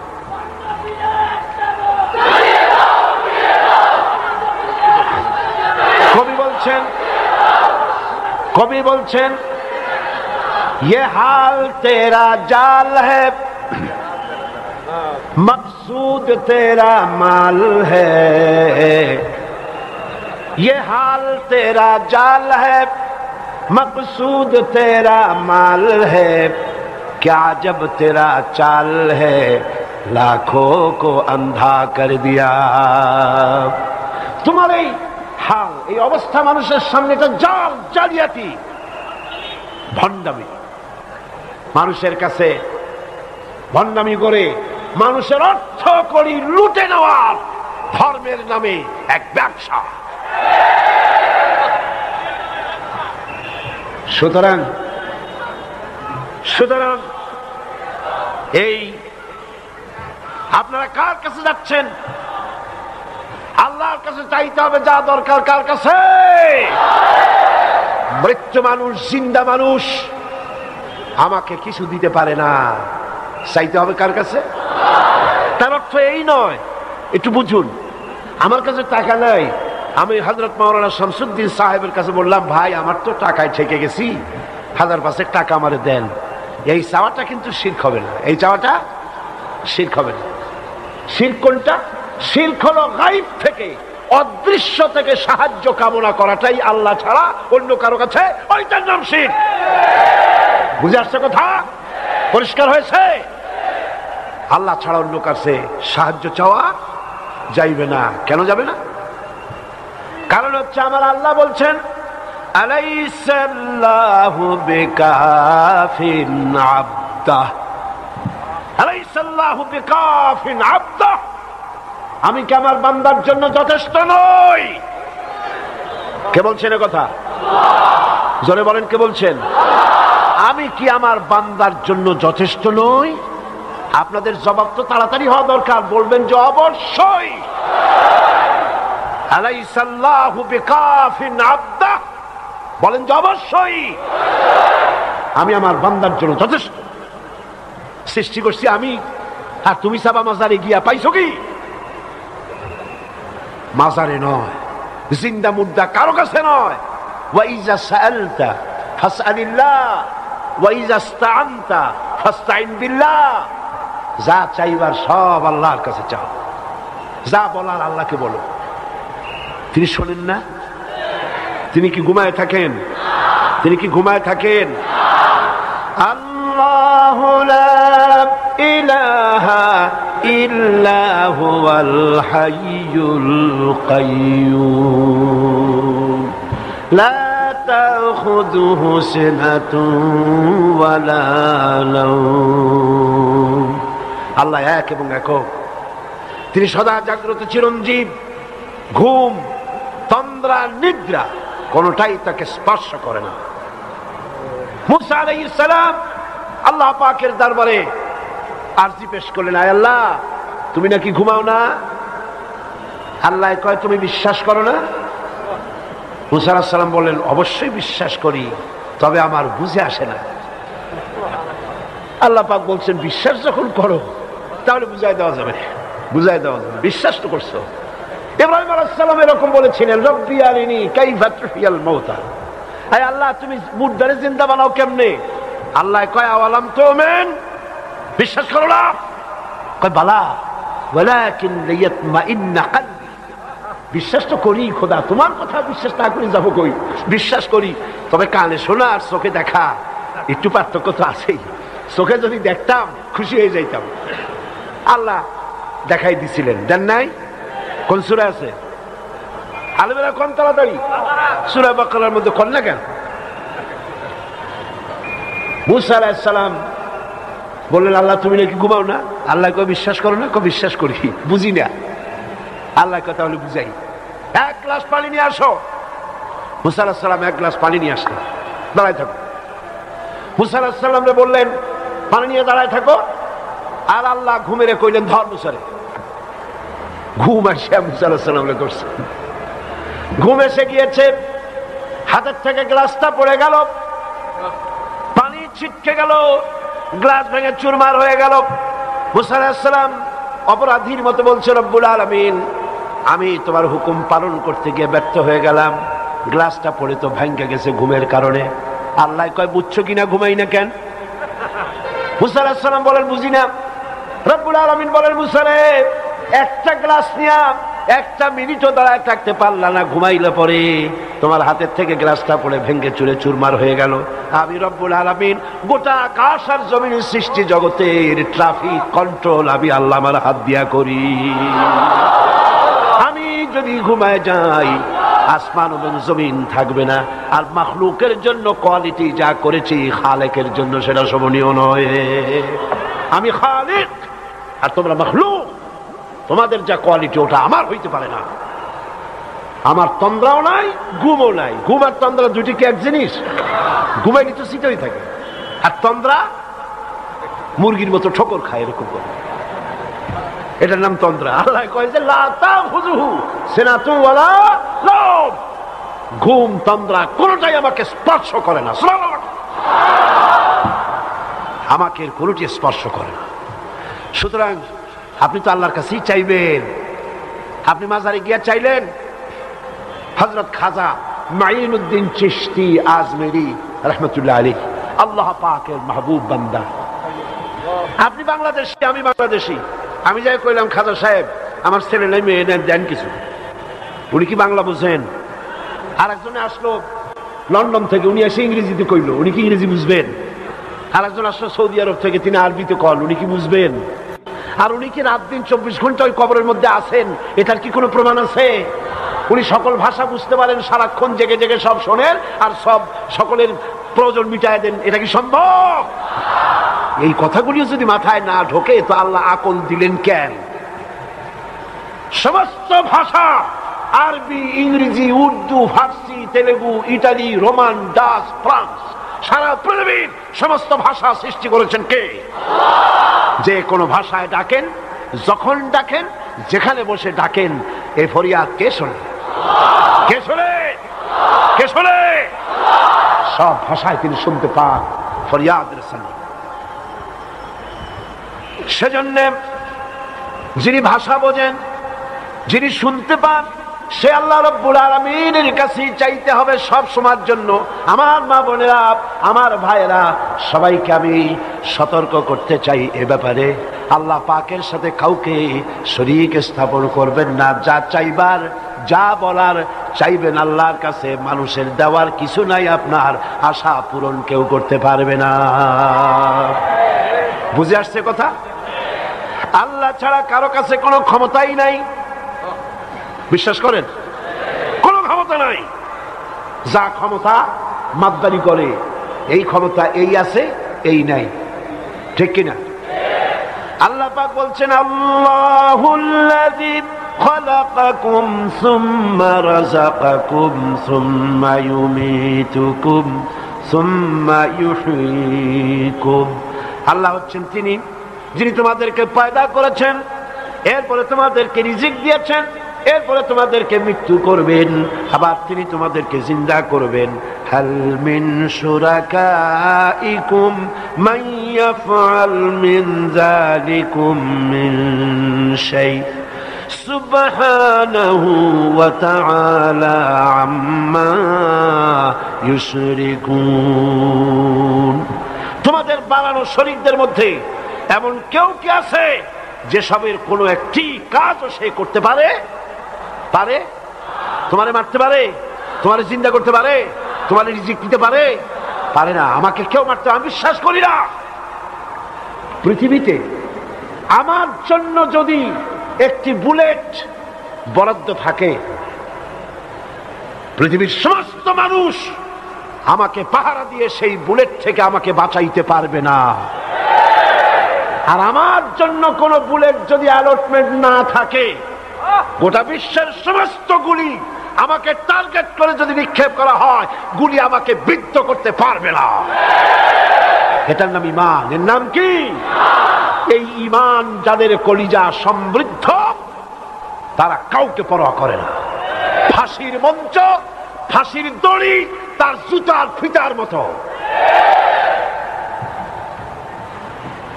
জেলের পরোয়া করে না, জরিমানার পরোয়া করে না। খাইরিহি ওয়া শাররিহি মিনাল্লাহ তাআলা। ভালো আর মন্দ কে করেন? কে করেন? সমস্ত ক্ষমতার উৎস কার হাতের মুঠায়? মুসা আল্লাহ পাক হুজুরকে বলেছেন, কোনো চিন্তা নাই, আপনি আমার চোখের সামনে। কত বড় কথা, আপনি আমার চোখের সামনে। মুসা আলাইহিস সালামকে বলেছেন, আমি তোমাকে দেখছি। কিসের ভয়? চতুর্দিক থেকে বাঘ, ভল্লুক, সিংহ তোমাকে আক্রমণ করছে, জাদুকরদের তৈরি করা। ভয় পাইও না, আমি আল্লাহ তোমার সাথে আছি, ভয় নাই। কুল আরাইতুম ইন জাআলাল্লাহু আলাইকুমুন নাহারা সারমাদান ইলা ইয়াউমিল কিয়ামাহ। আল্লাহ পাক বলেন, আমি যদি ইচ্ছে করি, হে নবী আপনি বলুন, আল্লাহ যদি ইচ্ছে করেন দিনটাকে টেনে নিয়ে কিয়ামত পর্যন্ত টেনে নিতে পারেন, আর রাত আসবে না। মান ইলাহুন গায়রুল্লাহি ইয়াতিকুম বিলাইলিন তাসকুনুনা ফীহি আফালা তুবসিরুন।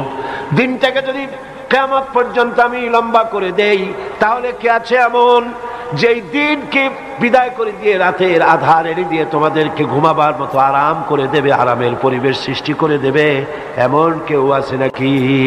আছে কেউ? তাহলে ক্ষমতা কার?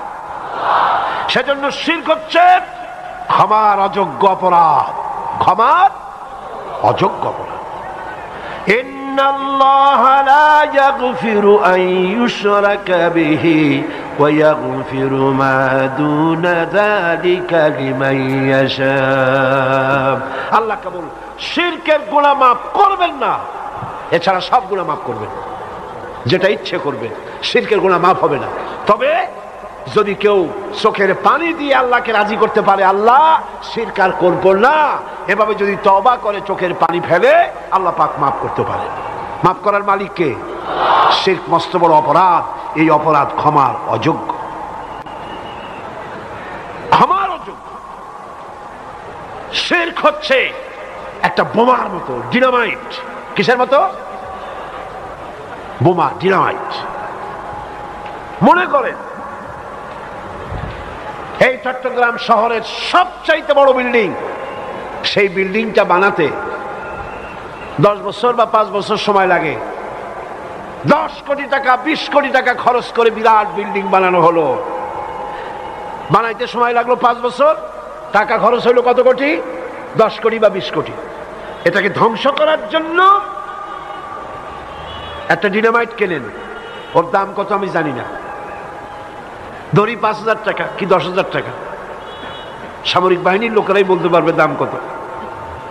একটা ডিনামাইট কিনে সেই 10 কোটি টাকা খরচ করা বিল্ডিংটার নিচে রেখে দেন, তারপরে রিমোট কন্ট্রোল নিয়ে বাইরে দাঁড়ান, সুইচটা টেপেন, সুইচ টেপার সঙ্গে সঙ্গে বিল্ডিংটা দাঁড়ায় থাকবে না উড়ে যাবে? দাঁড়ায় থাকবে না উড়ে যাবে? 5 বছর বসে কষ্ট করে শত শত শ্রমিকরা 10 কোটি বা 20 কোটি টাকা খরচ করে যে বিল্ডিংটা বানাইলো, সেই বিল্ডিংটা উড়াই দিতে সময় লাগলো কয়েক সেকেন্ড, টাকা লাগলো 5000। ঠিক কিনা? এবার শিরক হলো ঠিক ডিনামাইটের মতো, বোমার মতো। আল্লাহ রাব্বুল আলামিন সূরা ফুরকানের মধ্যে বলেছেন, ওয়াকাদিমনা ইলা মা আমিলু মিন আমালিন ফাজআলনাহু হাবাআম মানসুরা। আমি তাদের কৃতকর্মের দিকে মনোনিবেশ করব, তাদের আমলগুলি বিক্ষিপ্ত ধূলিকণায় পরিণত করে দেব। আমি যখন তাদের আমলনামা দেখব এবং সেখানে যখন আমলের ভিতরে শিরক মিশ্রিত অবস্থা দেখতে পাবো, ফাজআলনাহু হাবাআম মানসুরা, মুহূর্তের ভিতরে সমস্ত নেক আমলগুলি ধূলি কোণায় পরিণত করে দেব। আর আমলের কোনো দাম নাই, এই আমলের কোনো দাম আমার কাছে হবে না। ওই 10 কোটি টাকার বিল্ডিং যেমন 5000 টাকার ডিনামাইট উড়ে চলে গেল 5 মিনিটে, সারা জীবনের নামাজ, রোজা, হজ, যাকাত একটা শিরকের কারণে আল্লাহ পাক বলছেন ফাজআলনাহু হাবাআম মানসুরা, ধূলি কণার মতো উড়ায় দেব। ফাহাবিতাত আ'মালুহুম ফালা নুকিমু লাহুম ইয়াওমাল কিয়ামাতি ওয়াজনা। তাদের সমস্ত কর্ম বিনষ্ট হয়ে গেছে, কিয়ামতের দিন তাদের কোনো গুরুত্ব দেওয়া হবে না, আমার কাছে তারা কোনো গুরুত্ব পাবে না। এই গুরুত্বটা কি? এই গুরুত্বটা হচ্ছে এই পৃথিবীর বুকে দুনিয়ায় যত বড় বড় কৃতিত্ব তোমরা করেছ, বিশাল বিশাল শিরব সুরম অট্টালিকা, বিশ্ববিখ্যাত বিশ্ববিদ্যালয়, সুবিশাল লাইব্রেরি, সুবিস্তৃত আর্ট গ্যালারি, পৃথিবীর মধ্যে যা কিছু করেছো এগুলি আমি কোনো গুরুত্ব দেব না। যদি আমল খারাপ হয়, যদি শিরক মিশ্রিত হয়, এগুলির কোনো দাম আমার কাছে নেই, আল্লাহর দরবারে এগুলির কোনো মূল্য হবে না। এখন আল্লাহর কাছে মূল্য পেতে হলে আমার নবীজি বলেছেন, কিয়ামতের দিন মানুষের উপরে আল্লাহর হক আছে আর আল্লাহর উপরে মানুষের হক আছে। সে হকটা কি? আল্লাহর উপরে মানুষের হক হলো মানুষ আল্লাহর ইবাদতের সাথে কাউকে শরীক স্থাপন করবে না। ভালো করে শোনেন, আল্লাহর উপরে মানুষের হক হলো মানুষ ইবাদত করতে গিয়ে আল্লাহ রাব্বুল আলামিনের সঙ্গে কাউকে শরীক স্থাপন করবে না। এ হলো আল্লাহর উপরে মানুষের হক। আর বান্দার উপরে আল্লাহর হক হতেছে যে ব্যক্তি আল্লাহর ইবাদতের মধ্যে কাউকে শরীক স্থাপন করবে না, আল্লাহ রাব্বুল আলামিন ওই বান্দার জন্য জাহান্নামের আগুনকে আল্লাহ পাক হারাম করে দিবে। হারাম, জাহান্নাম হারাম। শিরক মস্ত বড় অপরাধ।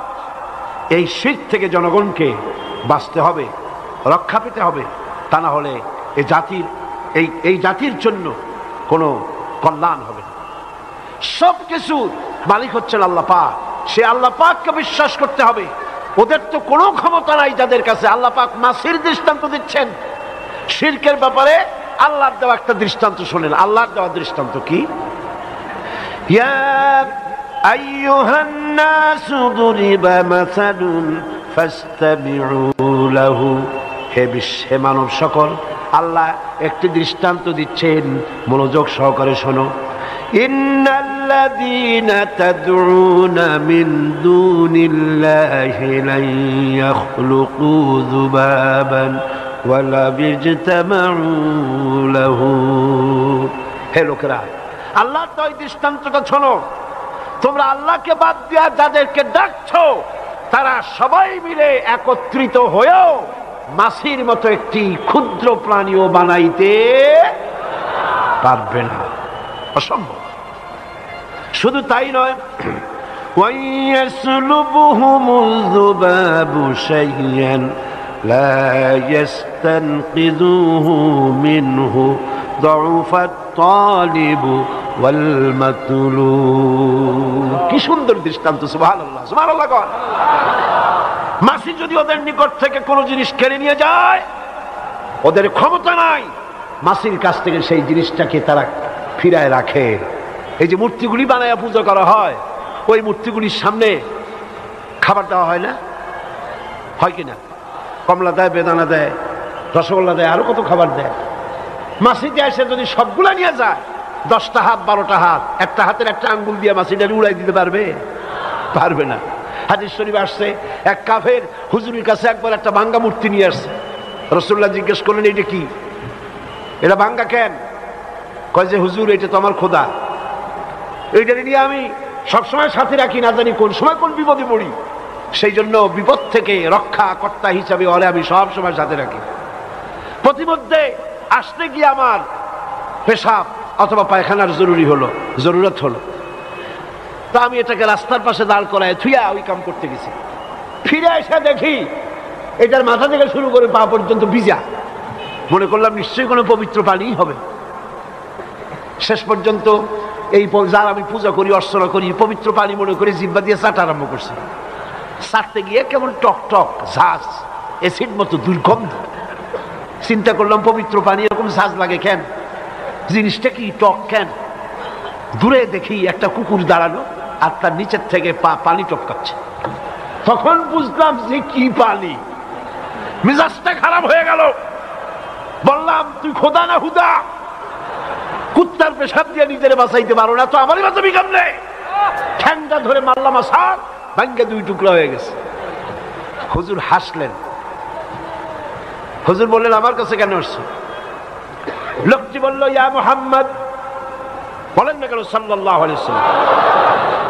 খবরদার কখনো ভুলবেন না, আল্লাহ নবীজির প্রিয় নাম যখনই শুনতে পাবেন, তখনই প্রত্যেক মুমিনের জন্য ওয়াজিব হয়ে যায় দরুদ শরীফ পড়া। দরুদ না পড়লে পরে বখিরের খাতায় নাম লেখা হয়ে যাবে। নবীজি বলেছেন, আমার প্রতি একবার যদি কেউ দরুদ পড়ে, রব্বুল আলামিন তার উপরে 10টি রহমত অবতীর্ণ করেন। কাফের ব্যক্তি বলছে, ইয়া মুহাম্মদ সাল্লাল্লাহু আলাইহি ওয়াসাল্লাম, আমি বুঝতে পেরেছি সারাটা জীবন ভুলের মধ্যে কাটায় দিয়েছি, সারা জীবন অন্যায়ের মধ্যে কাটাইছি, শিরকের মধ্যে কাটাইছি। এবার আমি আলোর সন্ধান পেতে চাই। আমি ঈমান আনার জন্য আপনার কাছে এসেছি, এক আল্লাহ বিশ্বাস করার জন্য এসেছি। নবীজি বললেন, পড়ো লা ইলাহা ইল্লাল্লাহু মুহাম্মাদুর রাসূলুল্লাহ। জোরে সে পড়ে, লা ইলাহা ইল্লাল্লাহ, লা ইলাহা ইল্লাল্লাহ, লা ইলাহা ইল্লাল্লাহ, লা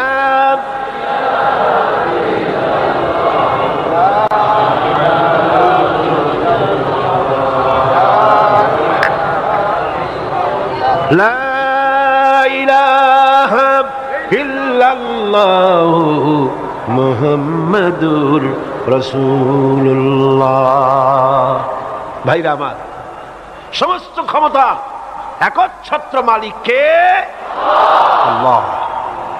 সুতরাং কবরের কাছে এই মাসালা বারবার আমি বলেছি, আল্লাহর ওলিদের কবর যদি চোখের সামনে কোথাও পড়ে, জিয়ারত করবেন, দরুদ শরীফ পড়বেন। কিছু দিতে যাবেন, কিছু পাইতে যাবেন না।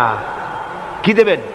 মোমবাতি, আগরবাতি, টাকা, চাদর, পয়সা না। কি দেবেন? সওয়াব।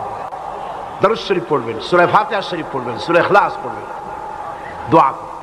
কিছু পাইতে যাবেন না। সূরা কাফের মধ্যে আল্লাহ পাক বলেছেন, যারা এখানে শুয়ে আছে, যাদের কবরের কাছে যাচ্ছ, কিছু চাইতেছ, কান পেতে শোনো, একটা শ্বাসের আওয়াজ কানে আসবে না। তোমারে কি দিবে?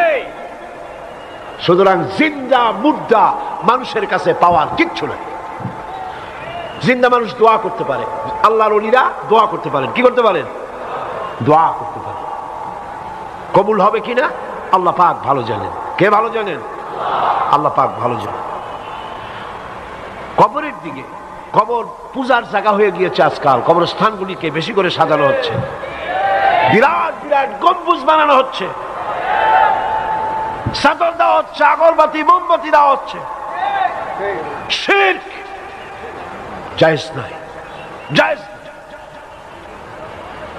রাসূল করিম সাল্লাল্লাহু আলাইহি ওয়াসাল্লাম বলেছেন, লা তাজলিসু আলাল কুবুর ওয়া লা তুসাল্লু আলাইহা। কবরের উপরে বসো না এবং সেদিকে মুখ করে নামাজ আদায় করো। কবর জিয়ারত করার সময় যদি কবরের কাছে যান, জিয়ারত করার সময় দোয়া দুরূদ পড়িয়া মুনাজাত করবেন। কোন দিকে ফিরে? কোন দিকে ফিরে? আপনি কবরের দিকে ফিরেও ইমানদার লোকেরা মুনাজাত করবে না। তার কারণ হলো, এটা প্রমাণ হয় আপনি যেন কবরের কাছে যাচ্ছেন। মনে থাকবে? মনে থাকবে? আল্লাহ তৌফিক দান করুন বলি আমিন। আল্লাহ তৌফিক দান করুন। এই মাজারগুলি আমাদের দেশে বহুত মাজার হয়েছে। এগুলি পয়সা ইনকামের জন্য বিরাট বিরাট রাস্তা তৈরি হয়ে গিয়েছে। সম্পর্ক তো হওয়া উচিত ছিল মসজিদের সাথে। কিসের সাথে? মসজিদের সাথে সম্পর্ক। গভর্নমেন্ট যদি ইমানদার হয়, সমস্ত মাজারগুলি গভর্নমেন্ট কন্ট্রোল করবে, এগুলি পাহারা দেবে, এগুলিতে যাতে লোকেরা সেজদা না দিতে পারে, এটা ইমানদার গভর্নমেন্টের দায়িত্ব। দেখেন না, রাসূল করিম সাল্লাল্লাহু আলাইহি ওয়াসাল্লাম, এই পৃথিবীতে সবচাইতে শ্রেষ্ঠ মাজার কার? রাসূল করিম সাল্লাল্লাহু আলাইহি ওয়াসাল্লামের। সেইখানে পাহারা আছে না নাই? পুলিশ আছে না নাই? মাথা নিচু করা যায়? শোয়া যায়? চুমা খাওয়া যায়? পুলিশ ধাক্কা দিয়ে ফেলায়। আল্লাহ তাদের প্রতি রহম করুন। জোরে কোন আমিন। আল্লাহ তাদের প্রতি রহম করুন। অনেকে মনে কষ্ট পান, এত দূর দিয়ে আসলাম, কবরের জালির উপর একটু চুমা খাইতে পারলাম না। চুমা খাওয়ার দরকারটা কি? এটা চুমা খাওয়ার জায়গা না, এখানে আদবের জায়গা, এখানে দরুদ শরীফ পড়ার জায়গা, এখানে কান্দার জায়গা। কে শুয়ে আছে? দুনিয়া এবং আখিরাতের বাদশাহ সুবহানাল্লাহ। সেখানে দাঁড়িয়েছেন, আদবের সাথে দাঁড়ান, আদবের সাথে দাঁড়ান। আমি যতবার এই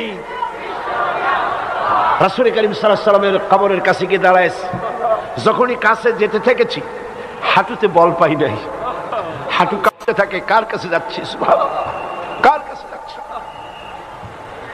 যার প্রতি আদব আল্লাহ এতটা লক্ষ্য রেখেছেন, আদবের প্রতি, রাসূলের প্রতি আদবের জন্য আল্লাহ এতটা কড়া সতর্ক নজর রেখেছেন। সাহাবীরা একটু গলার আওয়াজ বড় করে কথা বলেছেন, আল্লাহ বরদাস্ত। ये मकाम अदब है। আল্লাহ রাব্বুল আলামিন ঘোষণা করে দিলেন, ইয়া আইয়ুহাল্লাযীনা আমানু লা তারফাউ আসওয়াতাকুম ফাওকা সাউতিন নবী। ও বিশ্বাসীরা, আমার নবীর গলার আওয়াজের চাইতে তোমাদের গলার আওয়াজ যেন বড় না হয়। সাবধান, সাবধান। আমার নবীর আওয়াজের চাইতে তোমাদের আওয়াজ যদি বড় হয়, আদাহাবাত আমালুকুম, জীবনে ভালো কাজ যা করছো সব বরবাদ করে দেব।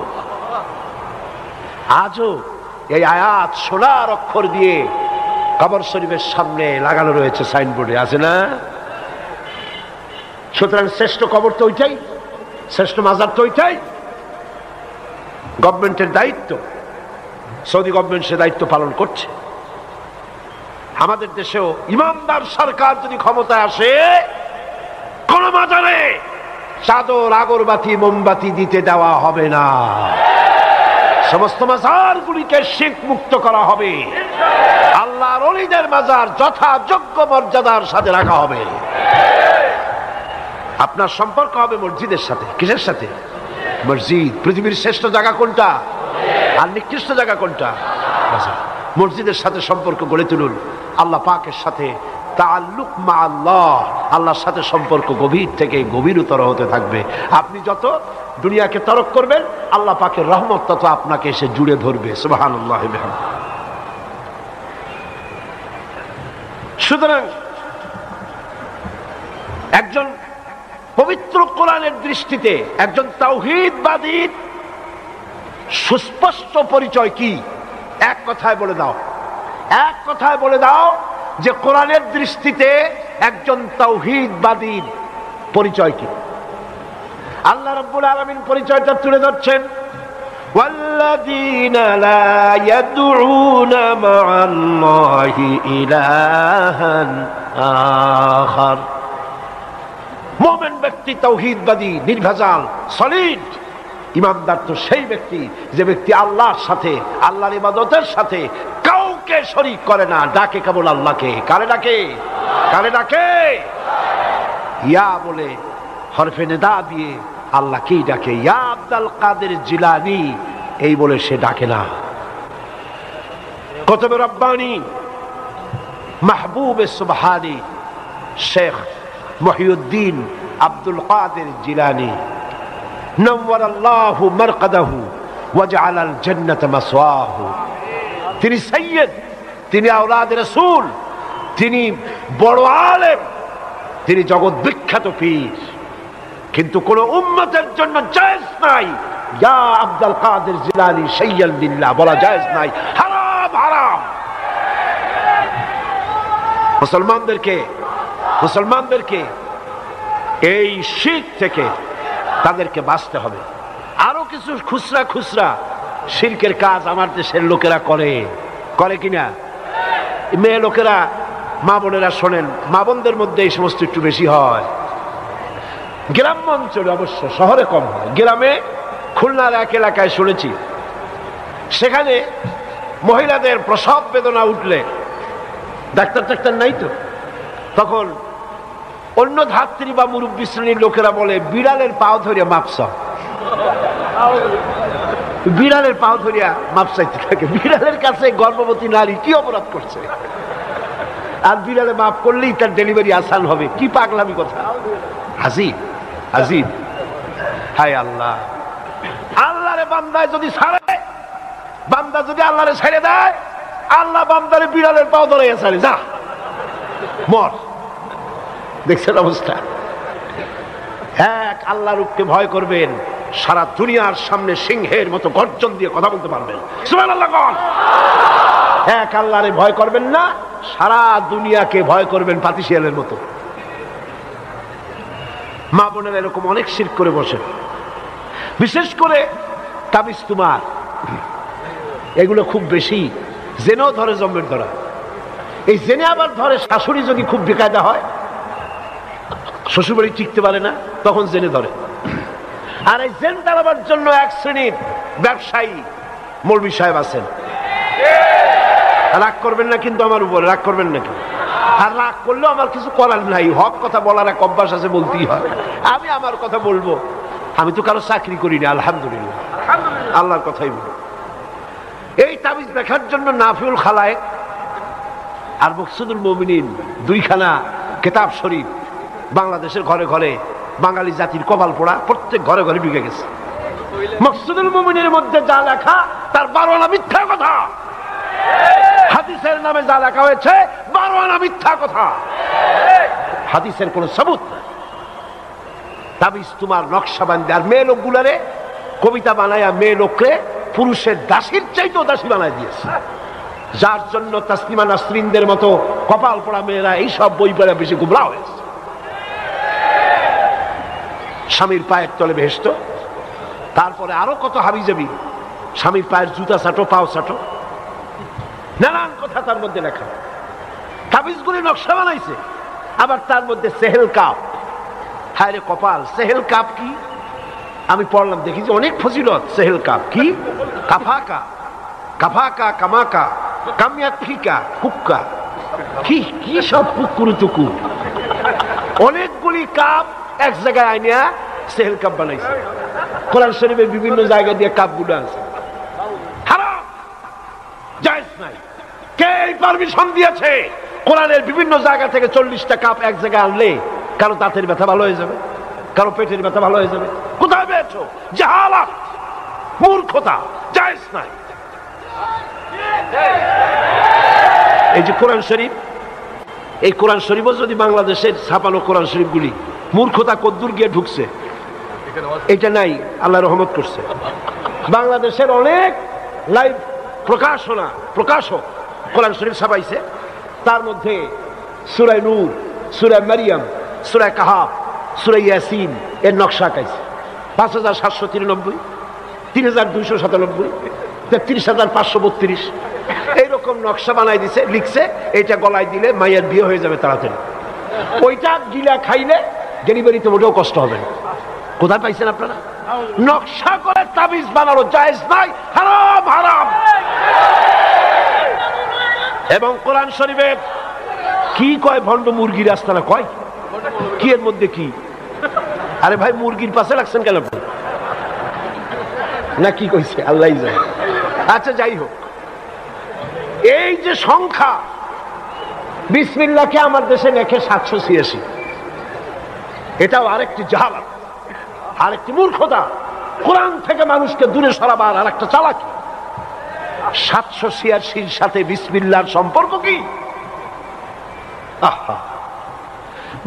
আমার সাথে পড়ে, বিসমিল্লাহির রহমানির রহিম।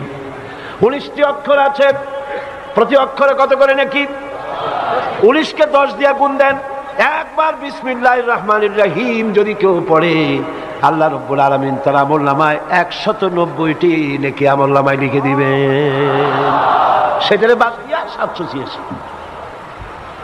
এভাবে কোরআন শরীফের আয়াতগুলিকে নাম্বার বানাইয়া নকশা করিয়া তাবিজ বানানো জায়েজ নাই। হযরত ইবনে আব্বাস, হযরত ইবনে মাসউদ রাদিয়াল্লাহু তাআলা আনহুকে তাবিজ, হযরত ইবনে মাসউদ রাদিয়াল্লাহু তাআলা আনহু তাবিজকে মুতলাকান হারাম বলেছেন। তার দলিল হচ্ছে, তিনি দলিল দিয়েছেন মান তাআল্লাকা শাইয়ান উকিলা ইলাইহি, যে নিজের শরীরে কিছু লটকায় তার উপরেই তাকে নির্ভর করে দেওয়া হয়, আল্লাহর কোনো দায় দায়িত্ব থাকে না। আর কোন কোন সাহাবী কোরআনের আয়াত লিখে তাবিজ দিলে দোষ নাই বলেছেন, কোন কোন সাহাবী বলেছেন, কিন্তু তারা এরকম হুজুরের কোন হাদিসকে দলিল হিসাবে পেশ করেন নাই। সেই জন্য সতর্ক থাকা প্রয়োজন, সতর্ক থাকা প্রয়োজন। শিরক হতে পারে, বিদআত হতে পারে, এমন সব কাজ থেকে আমাদেরকে বাঁচতে হবে। আল্লাহ যেন তৌফিক দেন, করেন আমিন, জোরে বলেন আমিন।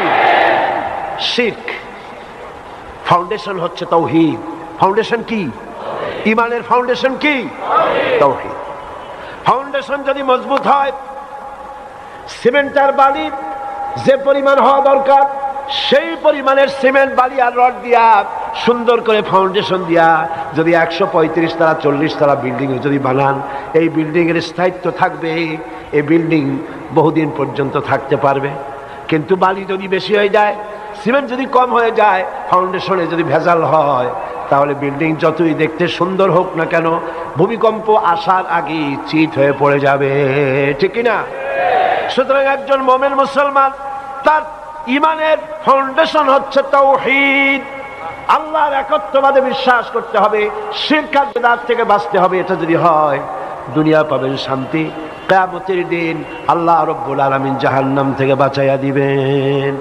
আর যদি শিরক আর বিদআত মিশ্রিত আমল যদি হয়, দুনিয়াও শান্তি নাই, দুনিয়া বিড়ালের পা ধরে মাপ চাওয়া লাগবে, কুকুরের পা ধরে মাপ চাওয়া লাগবে, আর কিয়ামতের দিন জাহান্নামের আযাব অপেক্ষা করবে। আল্লাহ পাক আমার জাতিকে শিরক আর বিদআত বোঝার তৌফিক দিন, বলি আমিন, জোরে বলেন আমিন। আমি আপনাদের নিয়ে আজকের মতো মোনাজাত করতে চাই। দাঁড়ানো ভাইরা বসেন, দাঁড়ানো ভাইরা বসুন, মোনাজাতে শরীক হন। জীবন আমরা গুনাহ করেছি, দয়া করে মেহেরবানি করে আমাদের জিন্দেগির গুনাহ খাতা মাফ করে দাও। হায় আল্লাহ, শিরক যে মস্ত বড় জুলুম, শিরক যে মস্ত বড় অপরাধ, মস্ত বড় মিথ্যা, কবিরা গুনাহ। আল্লাহ এই শিরক থেকে আমাদের বাঁচার তৌফিক দাও রব্বুল আলামিন। শিরক থেকে আমাদের বাঁচার তৌফিক দাও, বিদআত থেকে বাঁচার তৌফিক দাও। শিরক আর বিদআত মুক্ত আমল নিয়ে কিয়ামতের দিন তোমার খাঁটি গোলামদের মধ্যে যেন দাঁড়াইতে পারি রব্বুল আলামিন। এই মাহফিলের আয়োজন ইসলামী সমাজ কল্যাণ পরিষদ করেছে। আল্লাহ তুমি দয়া করে ইসলামী সমাজ কল্যাণ পরিষদকে কিয়ামত পর্যন্ত কবুল করে নাও। তাদের যতগুলি প্রজেক্ট আছে আল্লাহ সবগুলিকে তুমি মঞ্জুর করে নাও রব্বুল আলামিন। এই মাহফিলে যারা উপস্থিত হয়েছেন আল্লাহ তুমি দয়া করে সবাইকে তোমার মকবুল বান্দাদের মধ্যে শামিল করে নাও। আল্লাহুম্মা জিদনা ওয়ালা তানকুসনা ওয়াকরিমনা ওয়ালা তুহিন্না ওয়াকরিমনা ওয়ালা তুহিন্না ওয়াকরিমনা ওয়ালা তুহিন্না ওয়াতিনা ওয়ালা তাহরিমনা ওয়াসিরনা ওয়ালা তুসির আলাইনা وأرضنا وارض عنا يا كريم يا رب العالمين. ربنا تقبل منا إنك أنت السميع العليم وتب علينا إنك أنت التواب الرحيم. سبحان ربك رب العزة عما يصفون وسلام على المرسلين الحمد لله رب العالمين. واجعل آخر كلمة عند الموت لا إله إلا الله محمد رسول الله. السلام عليكم ورحمة الله.